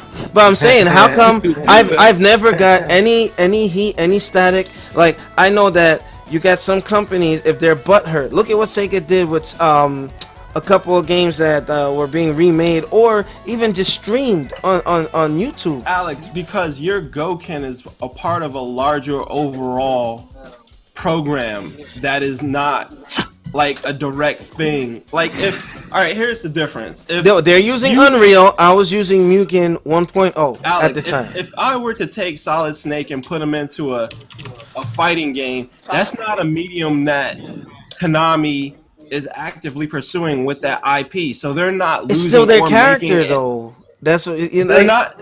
It's all about what they're making money off of, Alex. Mhm. That's what it is. That's why games like Chrono Resurrection got canceled. That's why countless other fan remakes have gotten canceled, because they're remakes of an existing intellectual property. They're not pieces of an intellectual property. They're remakes of an intellectual property that said company is still making money off of, or is considering making money off of in the near future. That's why these things get canceled. So, so you mean to tell me, like, maybe if they rearranged the game a bit and it's not a direct, because look at like Twin Snakes fell into that category. That was a good remake. Twin Snakes does not fall into that category. No, hear me out. Hold up. Hear me out. What I'm saying is that came from Konami, right? But Silicon Knights was the developer, right? With Konami's blessing, I get it. Now, if it was a mistake for them to get that far in development without getting Konami's blessing, okay, fair enough. But if to overlook that there's some funniness going on with Konami in general, I mean, we can't be foolish here. That company is fucked up. One does not correlate with the other in this case, Alex. It really doesn't. Okay, well, we'll discuss it further, I guess, on the director side of things, so I could give everybody else a chance to speak on it. But Gouken, what are your thoughts on the Metal Gear remake getting shut down? Come on, I'm not going to talk too long on it. I know what's going to happen. The things that look cool. I do enjoy when communities and like the kind of open community takes a game and makes it better, kind of look better or much better than what the actual developer creators can do. I think that's awesome. And you're seeing more and more of it with the Unreal Engine, and I think that's cool. But we already know they did that thing with the Mario 64. Of course, Nintendo's not going to attack those people, but it's cool, right? It's a great concept. Nintendo did attack them. They asked them to stop. Oh yeah, they got the cease and desist on that. Yeah, but you're gonna get that. It's expected, but it's cool to actually see what the possibilities are using current technology for these games. They should keep doing it, so you're like, hey, Nintendo, hey, Konami, there's other people out there that can do these things, and you should probably hire us to do it. You get what I'm saying? Yeah. So, I mean, I think Nintendo and other developers could take advantage of that. There's people out there willing to do the legwork, Yeah. If I had the chops to do it, there'd be certain IP I would love to recreate. If Konami was smart, they should just commission these guys to do it.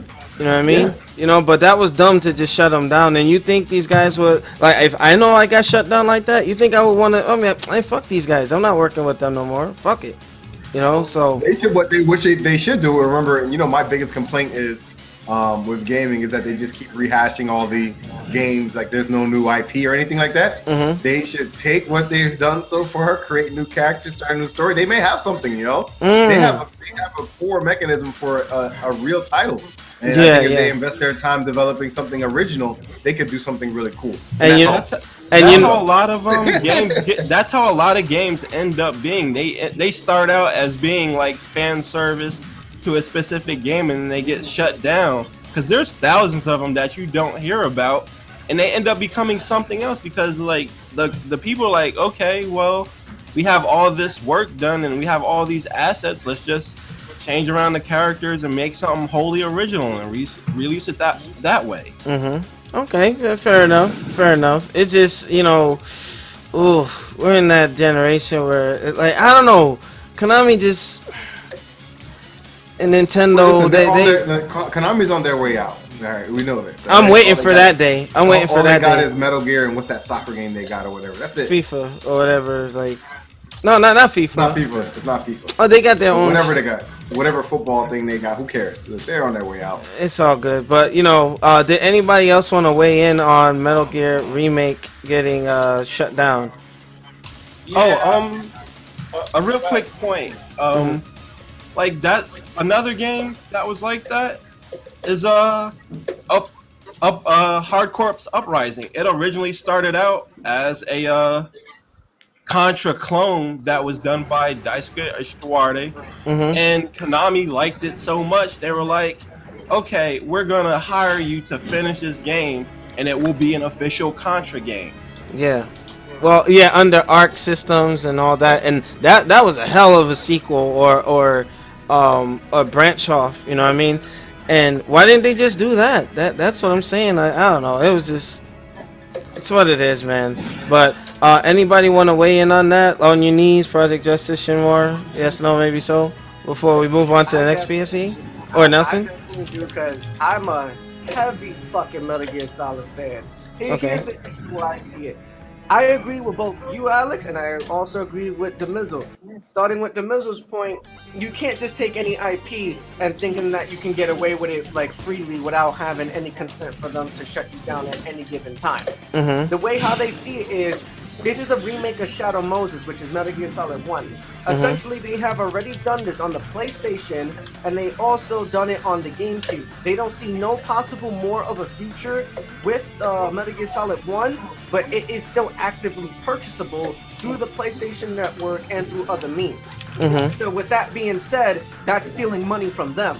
Even if it is an independent company that wants to get picked up by Konami and then have them fund it for it and then just take over the blessings of finishing the product. You can't necessarily do that, and it's against the law and with all companies. Now with you, I also think that it is a company issue since the main figurehead Hideo Kojima is no longer there for their praises. They don't want no more of the remnants of what his previous past games were. If they were to make another Metal Gear Solid title, they're gonna end up going with the supposed rumor of Ninja Theory to possibly desecrate the game like they did with Devil May Cry for Capcom. So it's a double-edged sword in a sense, bro. So it's like Demizzle was right with the aspects of marketing and licensing. Yeah, I don't disagree with it.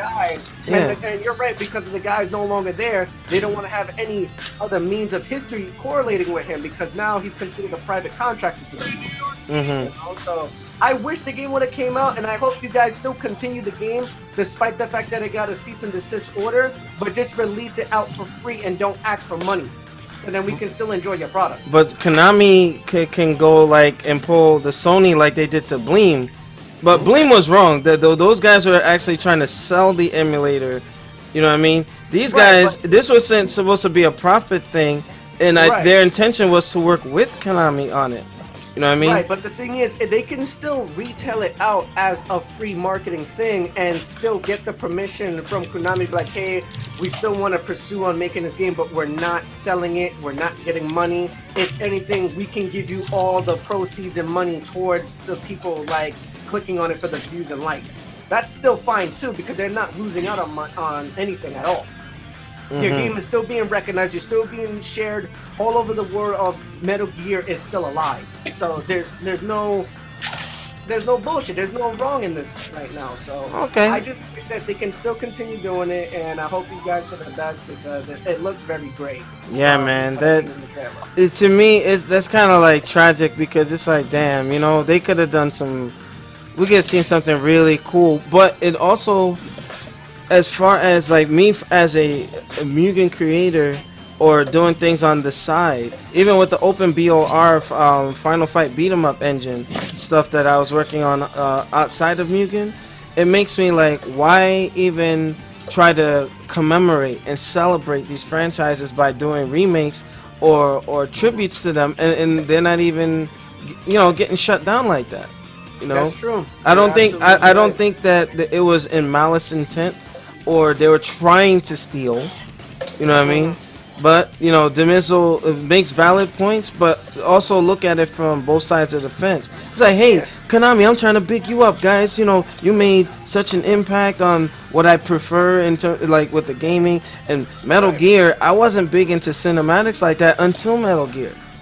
You know what I mean? And So also, yeah, go ahead. last point with the whole Goken thing. This is the reason why they didn't cease and desist your thing. One, they licensed the name, but not the character model. You was able to freely do whatever the hell you wanted with Goken because they haven't even developed a concept for Street Fighter 4 at that given time. I know. When it was working among that character. Because my character was out before Street Fighter 5 was even released. Well, 4.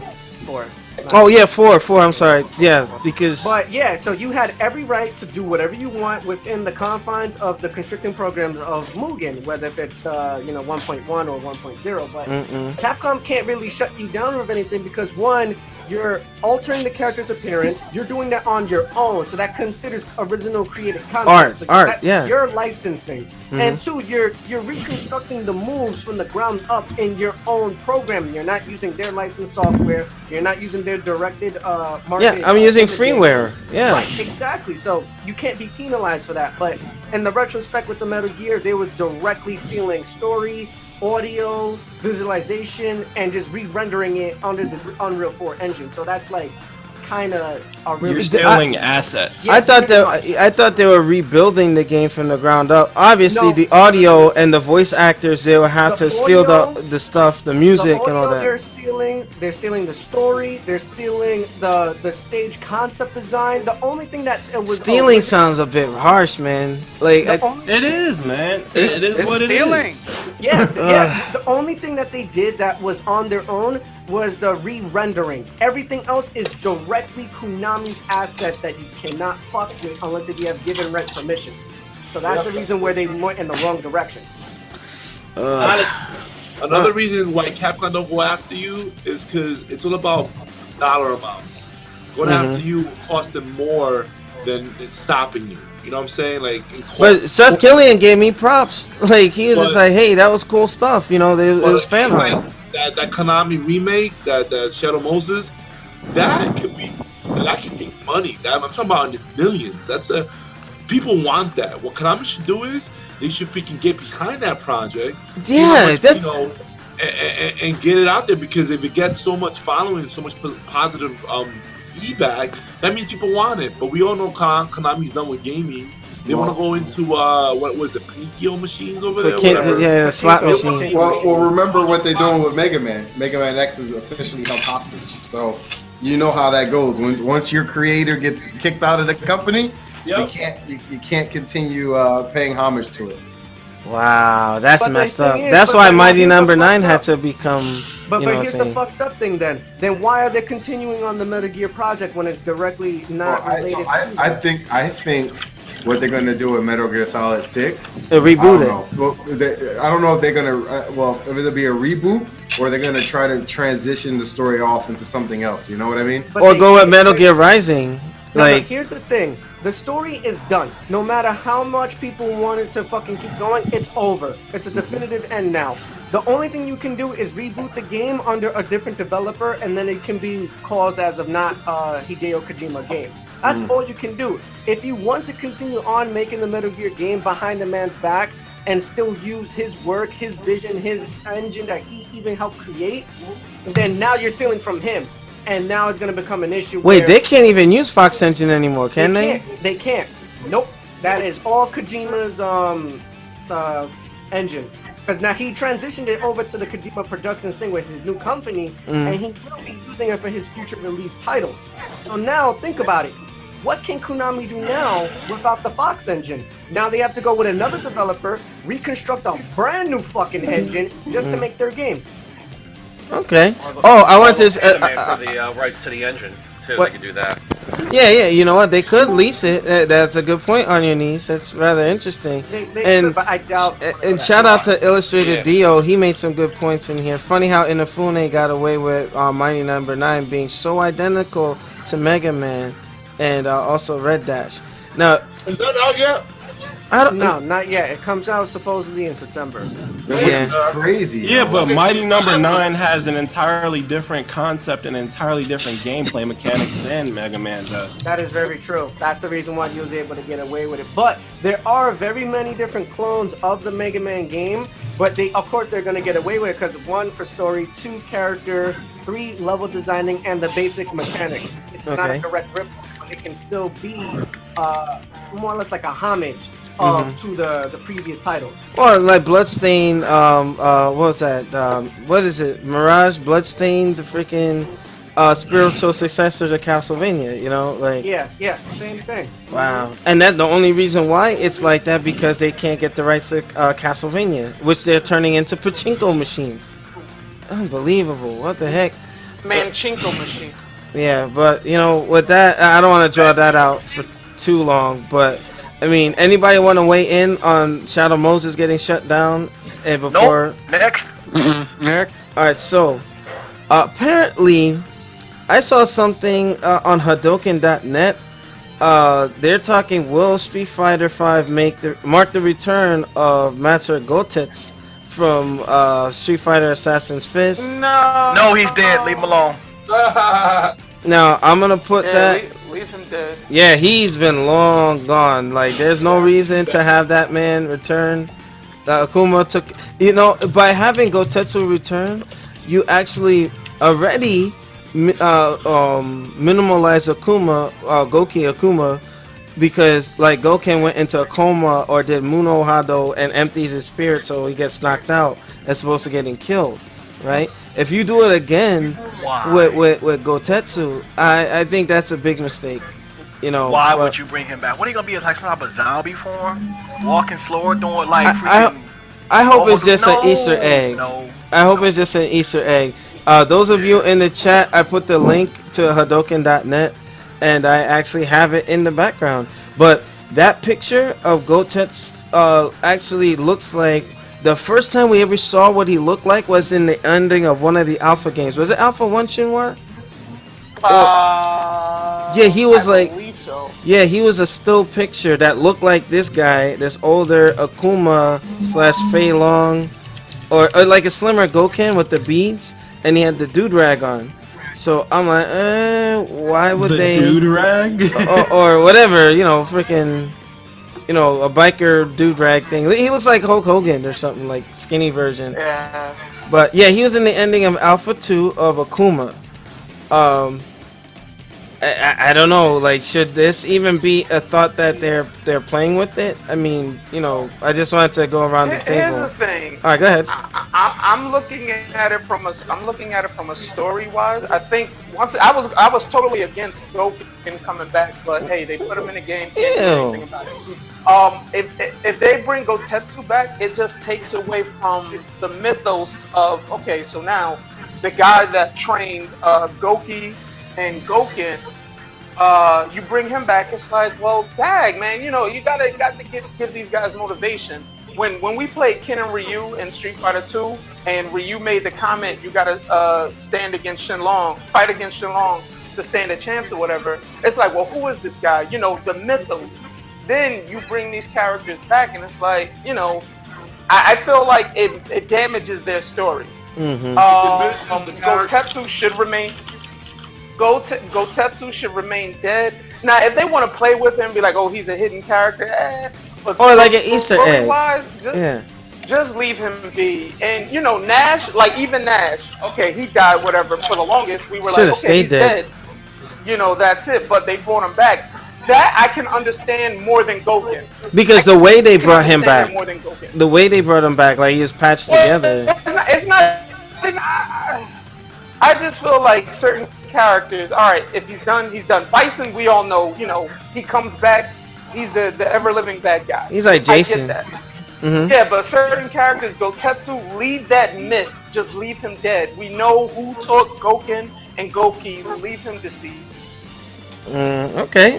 Anybody else want to weigh in for that? It's not meant for someone who's supposed to be the story to make a possible comeback. I mean, the guy died him died in so many different forms already. Like, there's no reason to do that. I mean, you could still pay homage to the guy and have him in the story. That's fine. You could do like oh, I remember Master Gotetsu, and then just have like a little thing, just have like 2-minute dialogue. Flashback, yeah. Yeah, like a flashback moment. Yeah. Don't kill this character for what he is now, because I understand people want new things, new concept, but then now the story's gonna be super fucked up if you go too far back and bring in a character. The most you can do is characters that are alive that just hasn't featured in the game in such time. Like, in the original Street Fighter, some people want Eagle to come back. All right, so that's still a possibility because he was only in like maybe 2-3 games tops. So that makes more sense than bringing Master Gotetsu back when the man died in almost every fucking form of way. He's part of the foundation of the story. Like Shinwar said, it created the motivation for Goken to get strong. And even now, Goken's not even on Akuma's level. If Charlie died, then why the fuck is he back? Well, hold on. The difference between Charlie and Gogetsu is Gogetsu, he's the reason why Akuma even exists. He is the reason why Goki is where he's at. So what happens is when you keep bringing characters back that are the foundation of your story, you diminish the foundation of the story and you diminish the characters. It cheapens them. It cheapens them. Yes. Like, this guy died. Oh, they bring him back. Like, people, you get to that point that, he didn't die, he'll come back. Like, you already have characters coming back. One character that should not come back. Well, that doesn't answer my question. Why the fuck Charlie's back there? If he's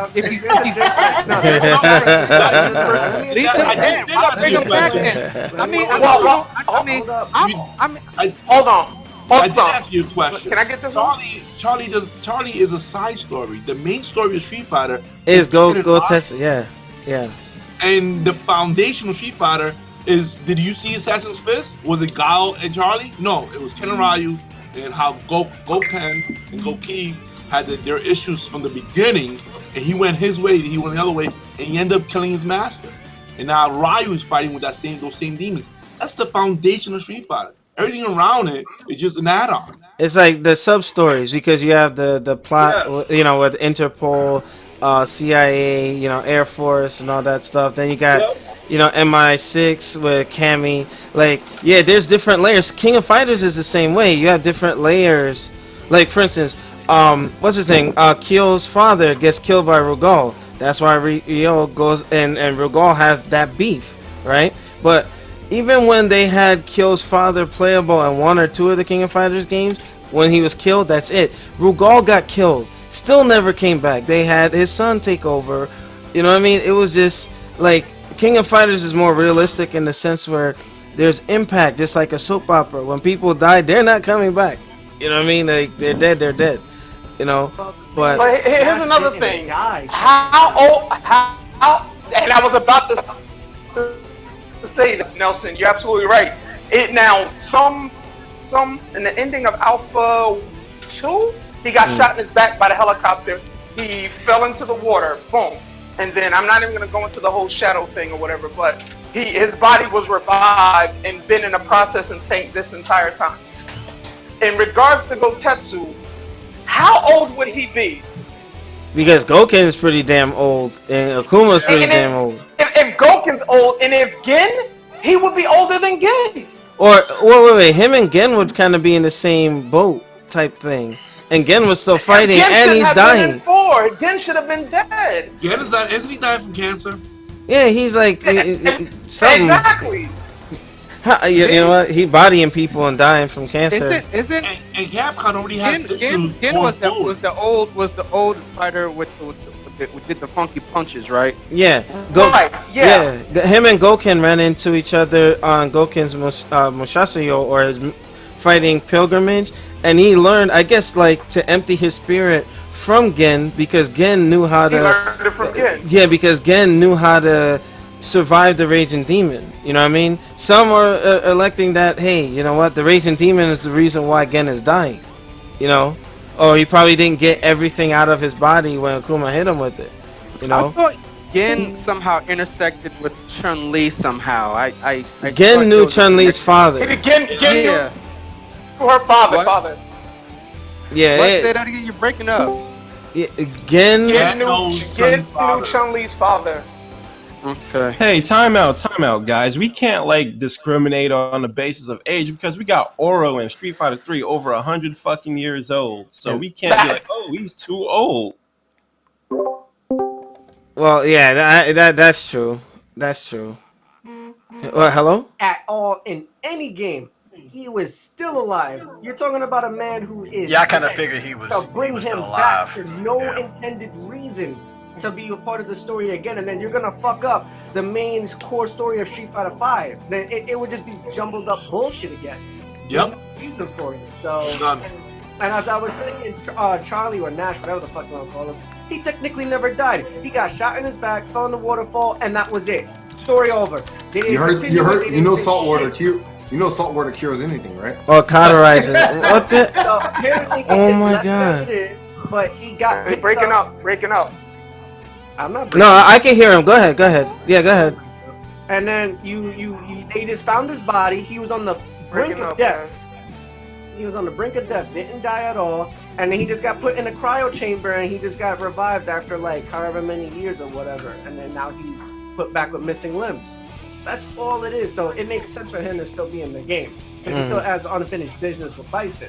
But putting someone that's already dead to become a part of a game that's supposedly in the midst between 3 and 4, that shit makes no fucking sense. You see, this is not Dragon And honestly, Ball. it convolutes the story even more. Even more. Yeah, I because now it's like this is like bringing Bardock back. You know what I mean? You know, they wishing the guy back or something like that. You know, like I mean, I don't know. On top Can of we everything, move on to the next topic? Capcom has issues. Yeah, we're almost done. Forward. Mm-hmm. Street Fighter V takes place between 4 and 3. I mean, really? Like, can we get over 3 already? Can we stop being so scared and move Move past it. All right. Well, that's what I feel. Like Ryu, like in Third Strike, Ryu was already grown up.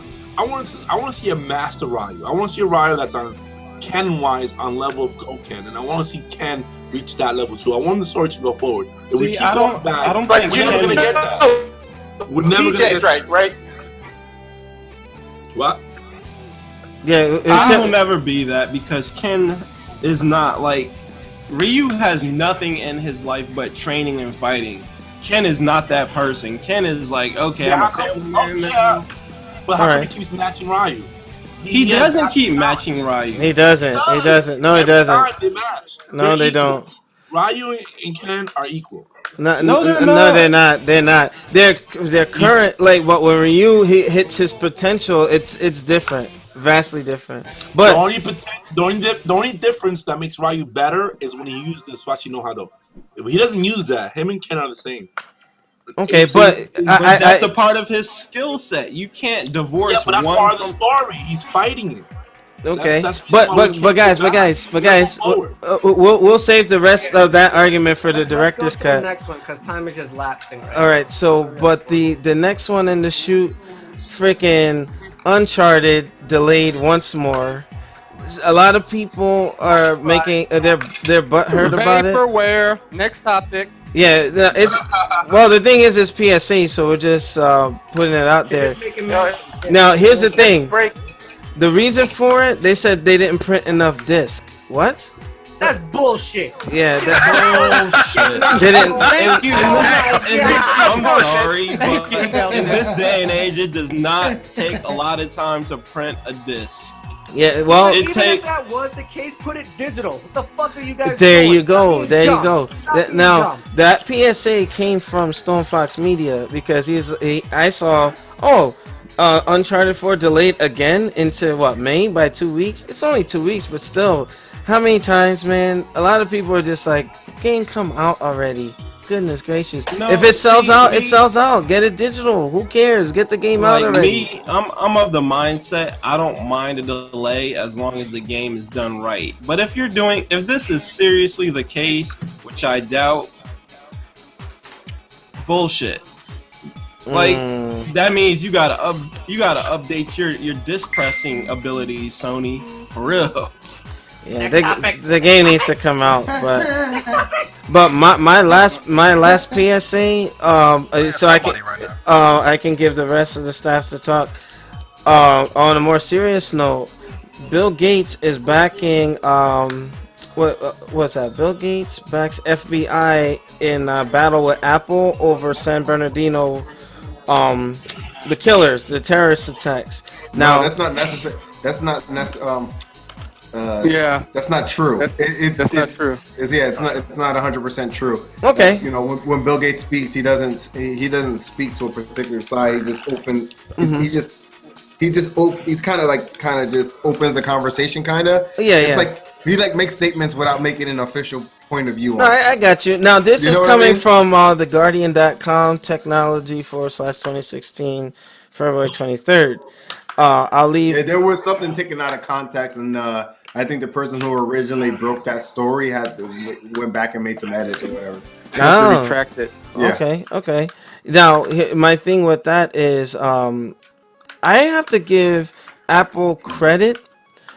You see, it's kind of hard for me to have an opinion on it in the sense where, okay, if you know that there's some terrorists out there, or there's an iPhone that has information that can save lives, it goes into the whole thing like the Dark Knight when Lucius Fox and Batman had that machine.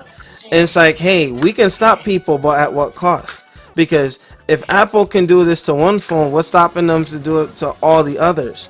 No, So, but here's the Not thing. on Apple's Here's the part. thing, It's Alex. That's the- not how it is. Yeah. Mhm. Apple is making concessions. Like, yes, if there's the case of one phone holding information and the FBI comes to them with a warrant, like, hey, we need to get into this phone. Apple is like, hey, no problem. but why haven't they? That's why it's making the waves on the done news. that. They have done that numerous times in the past. But why not now with the? Because they're Alex, asking The for what something. FBI fucked it up. What Let me the tell you FBI a story. All right, The time out, FBI one at a fucked it up. time. They What the reset FBI is the iCloud asking- password, thus locking that phone. Now the FBI is going to Apple, see, to unfuck us, and Apple's like, you fucked it up. Well, create No. a backdoor, create software to get to your encryption. Apple is like, no, we can't do that. Yeah, FBI's Apple, like, yes, you can, because you made the phone, so you had the keys to the kingdom, blah, blah, No. blah. Apple's like, no, it doesn't work that way. It's, oh my God, it's crazy. like what the FBI, Alex, what the FBI essentially wants, and they're trying to circumvent the legal process of Right. getting warrants instead of getting Right. the one warrant for the one phone, which Apple Amy can Jones do game. and Mhm. has done in Okay. the past. Mhm. What the FBI is asking is like, hey, we want you to give us the keys to the kingdom and make a backdoor into all your phones so we can access Basically, any phone we want. And That's Right, because Apple is everyone's like- a terrorist. That's and the wrong Apple- answer. And Apple is Yeah. like, not only can we not do that because it's against the law, the software doesn't even exist for that to happen for us to do that. That we have know not of. That we invented- know of. Let's be Apple has real. Straight out said, we have not invented that software, Mhm. nor They is don't it want possible. Nor is it possible for them to invent that software because Well, their phones, each phone has a different level of encryption. Yeah, the Like, IMEIs are all different. Like we know that. Yeah. Like, I worked with iPhones, iPhone 6s and 6 Plus so on my you old job. So cannot- you cannot create a universal backdoor for all Apple iPhones. It's impossible. Just like you cannot create a universal backdoor for all Samsung phones, all LG phones, what have you. It is simply not possible. You can get into an individual phone, but Mhm. you cannot make a universal key that gets into all phones. okay. And Apple is refusing to do that because it's simply against the law. It's unethical. Yeah. But doesn't that fall under on- the whole what is that the surveillance and Patriot? No, it doesn't. No, it Even under doesn't. the surveillance and Patriot Act laws, that is illegal. Yeah, trust me, I don't agree with that. But I don't agree with what now with extra Well, information being put. Like I don't agree with that. Well, Director Comey has already testified in public under oath in Congress about his dislike of encryption. So you cannot give the law enforcement, aka the government, the tools, to break into your electronic devices. That's why we have these warrants. Because and the FBI is I don't understand the lawyers at Justice. They're saying, oh, this is a one-time gimme, then the next quote unquote mass shooting, oh, let's call this guy a fucking terrorist, bam, here we need to get into his fucking Apple, his fucking Samsung, his fucking Nexus phone, whatever the fuck ever, because not only has Apple gone through this, BlackBerry has gone through this. Mm-hmm. Look at the concessions what BlackBerry had to do with their BlackBerry Enterprise server. Oh, So the that's why Bez, BlackBerry yeah. yeah, that's why BlackBerry is not in Bez every server. country on the planet, because the governments asked RIM to develop. Hey, we need tools to get Damn. to get past your encryption, and BlackBerry was like, nah, you know what? Let me think about that. No.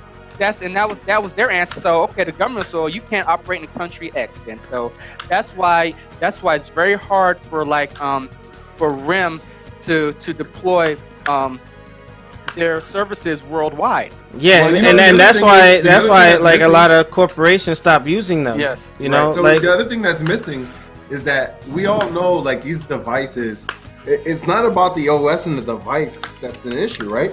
The phone has particular apps on it, right? If this guy's a terrorist, he's not storing pictures and shit directly on the phone.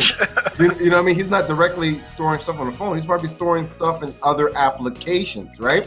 So yeah, they could probably break the phone, but there's no guarantee that there's actual information that is going to lead to them figuring out anything else. You know what I mean? If he's using like some crazy encryption SMS thing that wiped all the data, anytime they were sending messages, there's no guarantee that there's anything on that phone. Mhm. So you know what I mean? The fact that they're even asking for it is crazy. Maybe I could see them asking for a list of applications that user downloaded, right? Apple could give them a list and say, hey, this iPhone had these apps on it. He downloaded these apps from the App Store. Or this device was bricked. Not bricked, but jailbroken.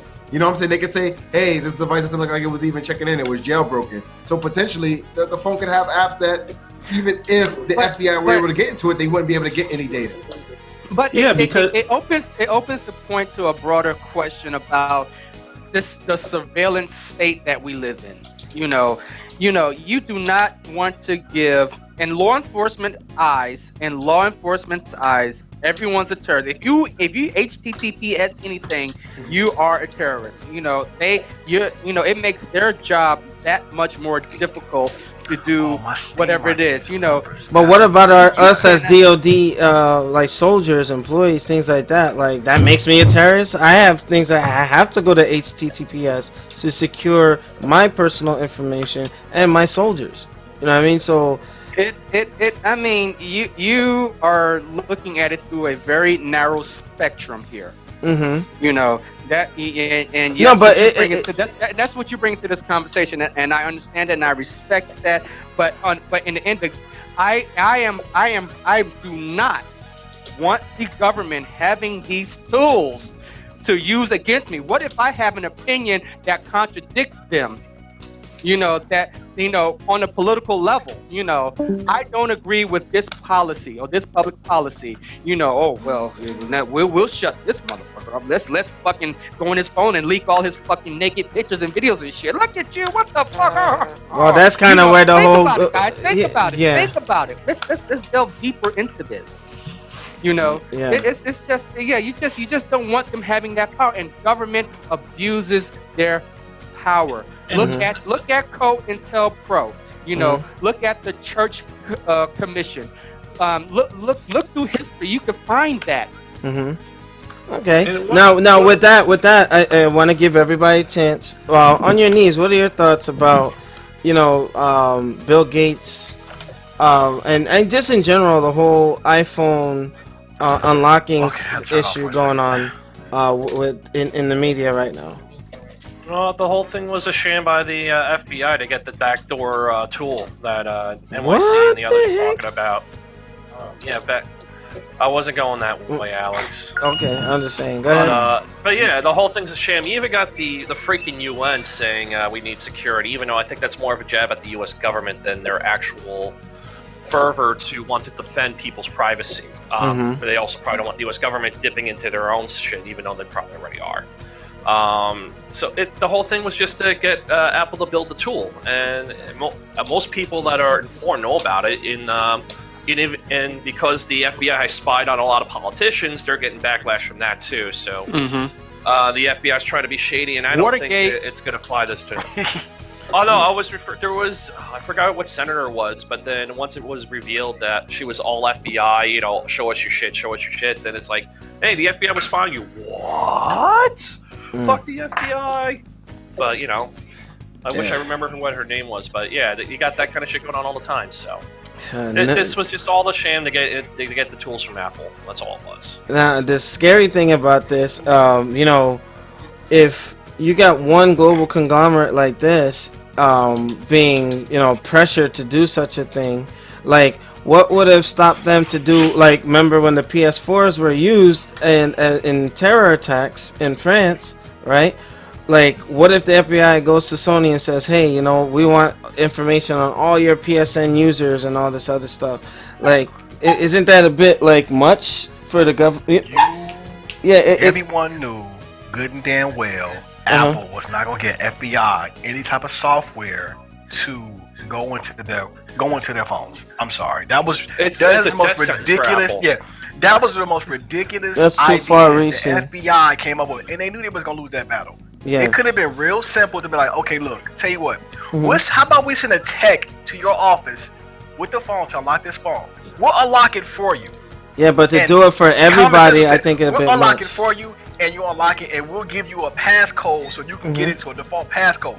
That is plain simple to the point. But you tell us that you want us, Apple, to give you software to go into people's accounts on the back end and they don't know about it, that's invasion of privacy, asshole. No, I'm pardon my language, but no, we're not doing that. I'm sorry. And they was like, well, we're just trying to understand that people died in San Bernardino. I was there last year in that area going to school before all that stuff happened. Yeah. So I know how they felt. But I'm not about to sit up here and compromise the rest of the thousands of users using Apple, iPhones, and all of the products just so you can go into one phone. Come on now. This could have been solved outside of court, off camera, in an office somewhere. But this is how stupid someone between the FBI people and the Apple people, as far as like, look, we can't have this on the back end. Why are you going to take us to court? And you know you're going to lose.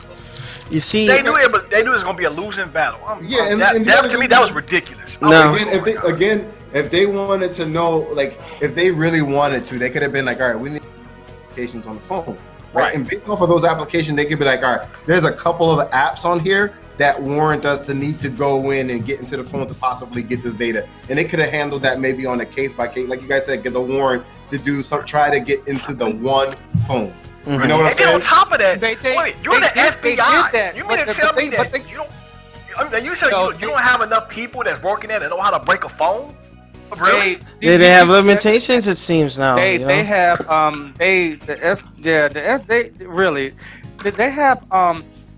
what started this process was the FBI, their technical information officers, whoever was doing this investigation, when they tried to reset the phone's iCloud password, the phone locked them out, and they were like, "Oh shit!" Yeah, because I worked on those. Yeah, I know. Yeah, and it was like they had their oh shit moment, and I'm like, and they were like, "Well, Apple, we need to get into this phone. We have a judge. The judge ordering you to unlock this phone for us." And Apple was like, "We can't do that."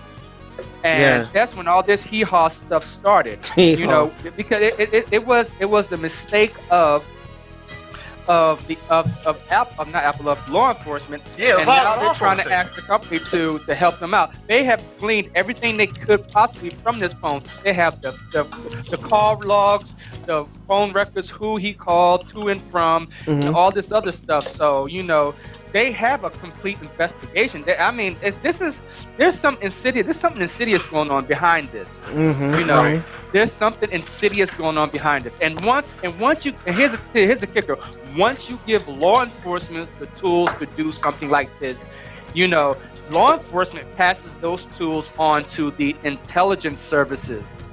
So you don't. Too. Yeah, but you know how easy this could have been solved. It could have been solved that day. You know how many Apple stores are located right in San Bernardino? There's a mall right there off of freaking off the freaking 215, it's a mall right there. If you want to go up on the 10 freeway, like I know this here, I used to live in it. On the 10 freeway and go to freaking Victoria Mills, it's a big Apple store right there. You mean to tell me 2 agents could walk in, but hey, FBI, I'm sure you heard about the 1701. Look, we need a manager or a tech to see if they can get us all out this phone. Or reset that could have been solved But here's in the under an hour. thing. Here's the thing. Me working on iPhones at my former section, if they mess with the phone too much, it will wipe it. It's gonna wipe it.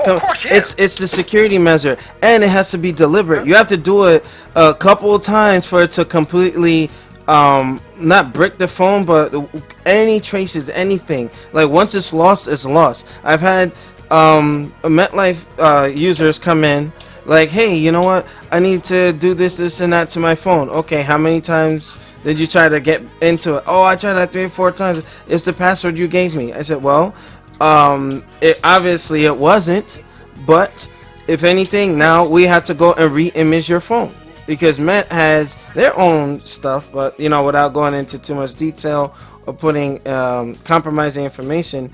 In at the end of the day, user error, and if the FBI was the user in error, Apple can't do anything for them. You know what I mean? What I think the passwords are up to 10 times, and I think they're at like the 9th time. And if they put it in one more time, and it tells you, it flat out tells you, if you do this and it's incorrect, it's going to blank the phone. It goes into that white screen with the black apple in the middle, and it's just doing its thing, and there's nothing you can do about it.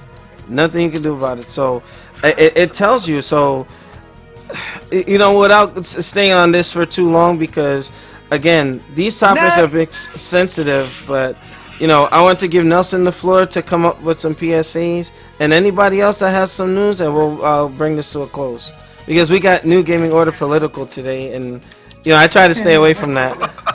But well, you can't. We live in a digital age. Alex. Come on now, let's not be naive about that. Yeah, this is true, but yeah, I usually try to be careful with it because when I did the PlayStation 4 topic, that got like 4,000 or 5,000 views. I'm like, why am I getting views on this? Like, I don't know who's watching. You know what I mean? I don't want to draw unnecessary attention to the staff and you know, just my friends, and you know, we're just talking about it.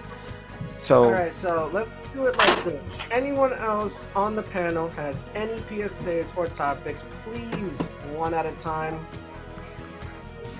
Nope. I got 2. Okay. Real quick, Alex, did you see that video yet about the new Conquerors, the new Conquer? Can you put it in the Discord? Put it in the. Wait a minute. Hey, put it in the Discord. Oh my God. Put it in the Discord, and I'll put it in the background. I'll have to find it again, but I Yeah. didn't even watch the whole thing. I watched. That was horrifying. I didn't even know about it. Seriously. I didn't even know about it until I saw AOS's video. Like, what the fuck did you do to Conquer? I'm like, ah! Yeah. On your knees had sent it to me, and I was like, all right, let me check it out. But I got kind of tied up, and then having my back issues. Let's just say their new idea is for the HoloLens, and they fucked up. No way. What new? They pick-sort the fuck out of Conquer in every way imaginable, including the cleanliness of his speech. All right, so. Wait. But yeah, that's a clusterfuck. Hopefully it's just a troll, but we'll see what happens. Yeah, I'm trying to find it right now. When is the game supposed to come out? 2016. I'm not sure. Whenever the HoloLens is. Just type in Conquer HoloLens. Alright, HoloLens. But get here on your knees. Your next PSA. So another thing. As some of you are probably already aware, Microsoft is on a big SJW censorship tear. They censored the fuck out of. Oh, what the hell? Conquer looks terrible. Yeah, there was, what was it? Fire Emblem. The latest Fire Emblem. They butchered the fuck out of that. They cleaned it up. Okay. And they're doing the same thing to Bravely Second on the 3DS. They removed all the endings, so no one dies. Everyone has a happy ending, regardless of the story choices you make. Okay. On top of all other shit they cleaned up. So avoid Nintendo for a while. They seem to really pick up after Iwata died. So because it's Nintendo of America. They butchered the European version, and that's how people found out about it for both the games. Really? They even censored the art book. They took out a bunch of stuff in there that wasn't even like racy or suggestive or anything. What the heck? Wait a minute. Yeah, Oh, there's so- a video for the Conquer too. Yeah, it's horrifying, Yes. dude. It's like a mini horror movie. This shit looks so disgusting to me. Mhm. I can't stand how they fucking made him like that. Wow, he looks terrible. What the? He's like anorexic now or something. But with No, that, that's why I say they Pixar'd the fuck out of him. yeah, They made him like all cartoony and shit. they Oh my really gosh. fucked him over, but, That was not Loken, cool. You have any PSAs? Nah, no PSAs. I announced your gaming build at the beginning of the show, so. But yeah, also stay on at the end of the show. Yep. You and Shinra even need to politic for like a good minute. Okay. Project Justice. Any PSAs or announcements? None. I just want to say that we need to get together and have a Street Fighter 5 gathering very soon. And, Alright.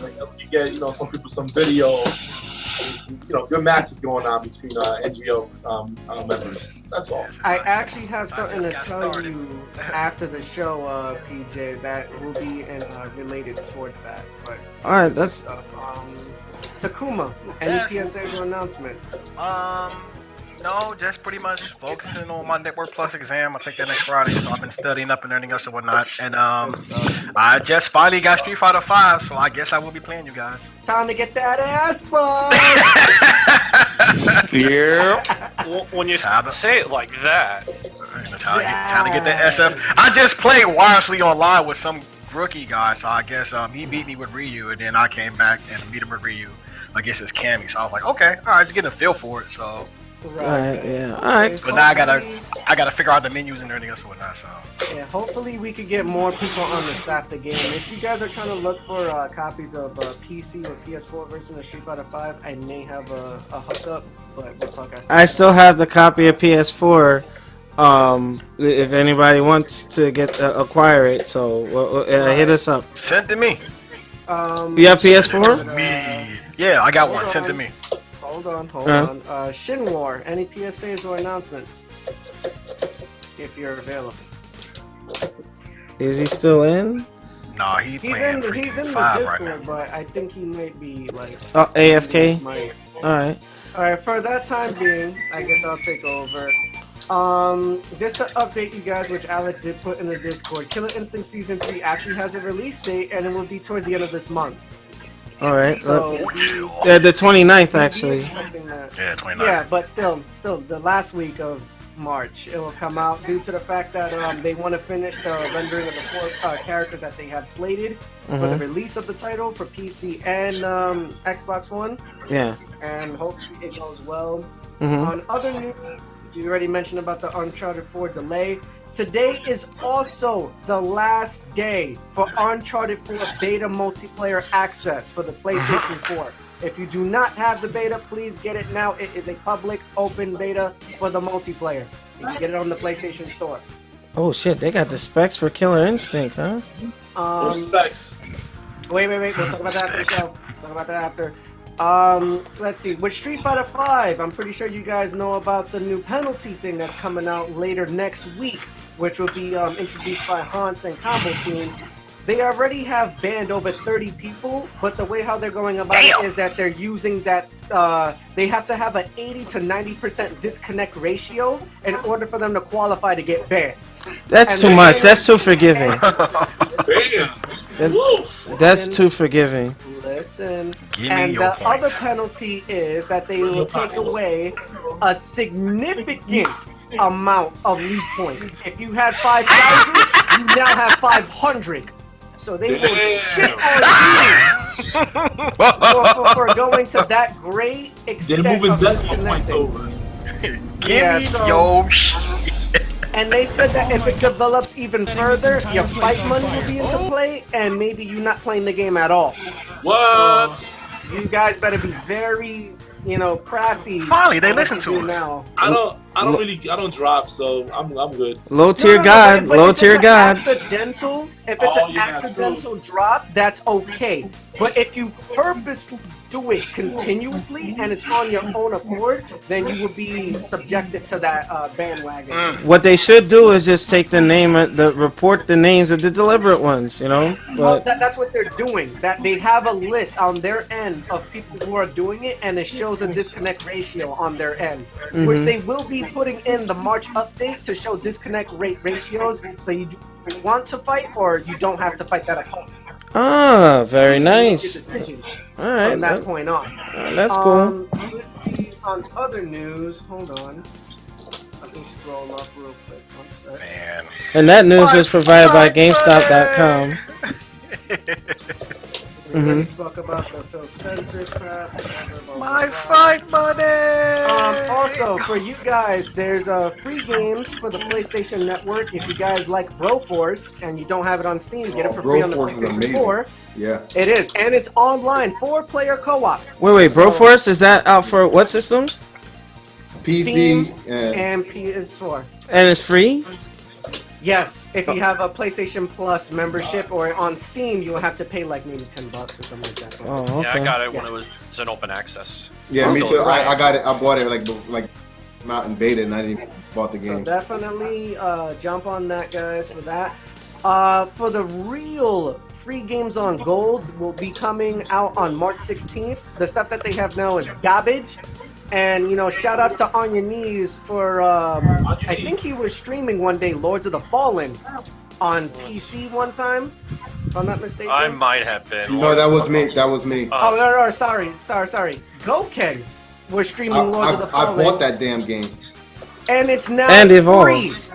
And it's now free on the Xbox One from March 16th to the 31st. You're breaking my heart, man. I paid $70 for that game. But you Mm-hmm. still have the better version with specs, so I shut know, your mouth. I know. You still have the better version. Well, if they Talking about sales, Square Enix sale on Steam this weekend. Oh, that's right. If Yes. you guys want to check that out. all right, Stay up. that works out. What is the other idea that Hold on, let me double check. Also, if you guys have a chance, check out Super Hot. It's a little expensive. It's a short game, but very innovative first-person shooter where the game only moves when you're moving, so it's full 100%. Oh, real time. yes. I saw the preview. What was the name? Super Hot? Yeah, I Super bought Hot. that. The single player's only like an hour, but there's a lot of extra stuff. You can do a lot of challenges and whatnot. Did you add me? Well, not to the Battleland. I'm off now, but I did add you, but I got off. Wait. Anyone else getting? Anyone copping? Throw back on? Hitman I gotta next add you. Friday. I Hitman. am not getting that game due to the fact that I don't want to waste my money on something. It's episodic. On policy, I don't buy episodic games. Yeah, So there's no reason Okay. for that. But on another note, PlayStation 4 is coming out with a new firmware update, and they have yet to put in the update for you to change your online ID, which is fucking bullshit. But they are adding remote play to Mac and PC, which I was looking that for. doesn't matter. That doesn't matter to me. Why? Because they already done it with a hacked version. I don't Yeah, care. but now this is the official version. Me and Shinwar were discussing Okay, that. But I have no purpose for it because I don't even use the one for the Xbox One. No purpose for me. It's a useless feature. Damn. Anyways, you don't have the online ID things change, which I think is blasphemy. You just now made offline mode, so you don't have to show up. Waste of time.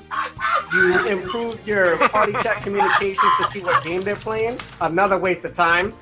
You haven't expanded on your external hard drive memory unit yet, which I think is stupid as well. Waste of time again. There you So go, this Takuma. update is pointless.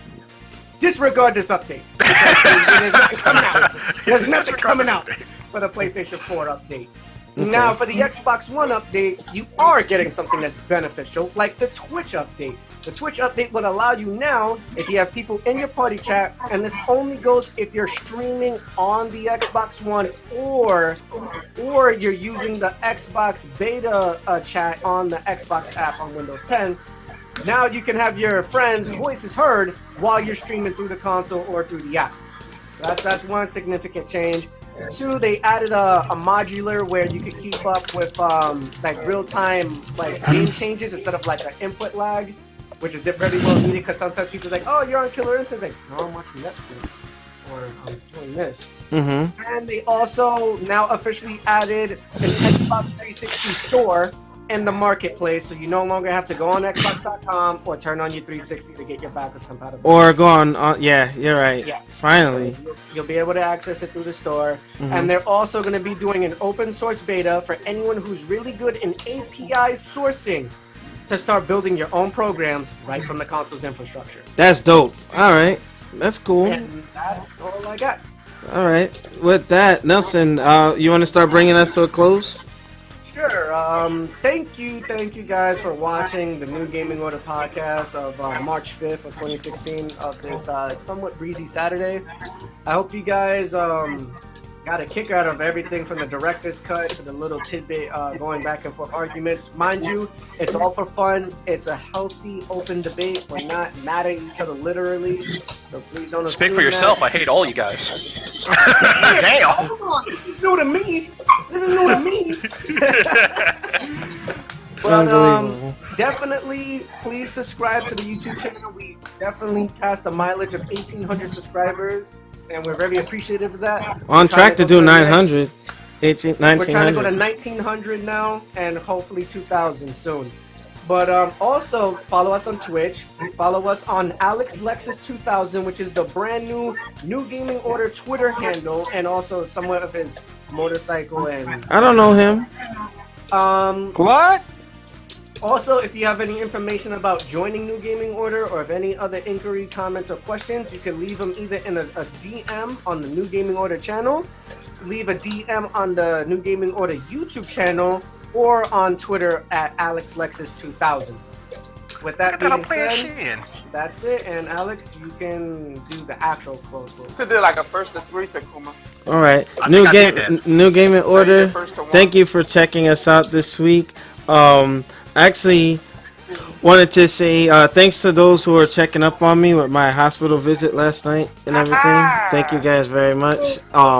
And I wanted to give Takuma a second to do a positive thing of the day, if he had one, and then we're done. All right. Positive note for the day. Don't lick your nuts. Oh my god! Oh my What'd he say? god! No. That's a good message. Positive What did he say? outlook of today. He said, "Don't look at nuts."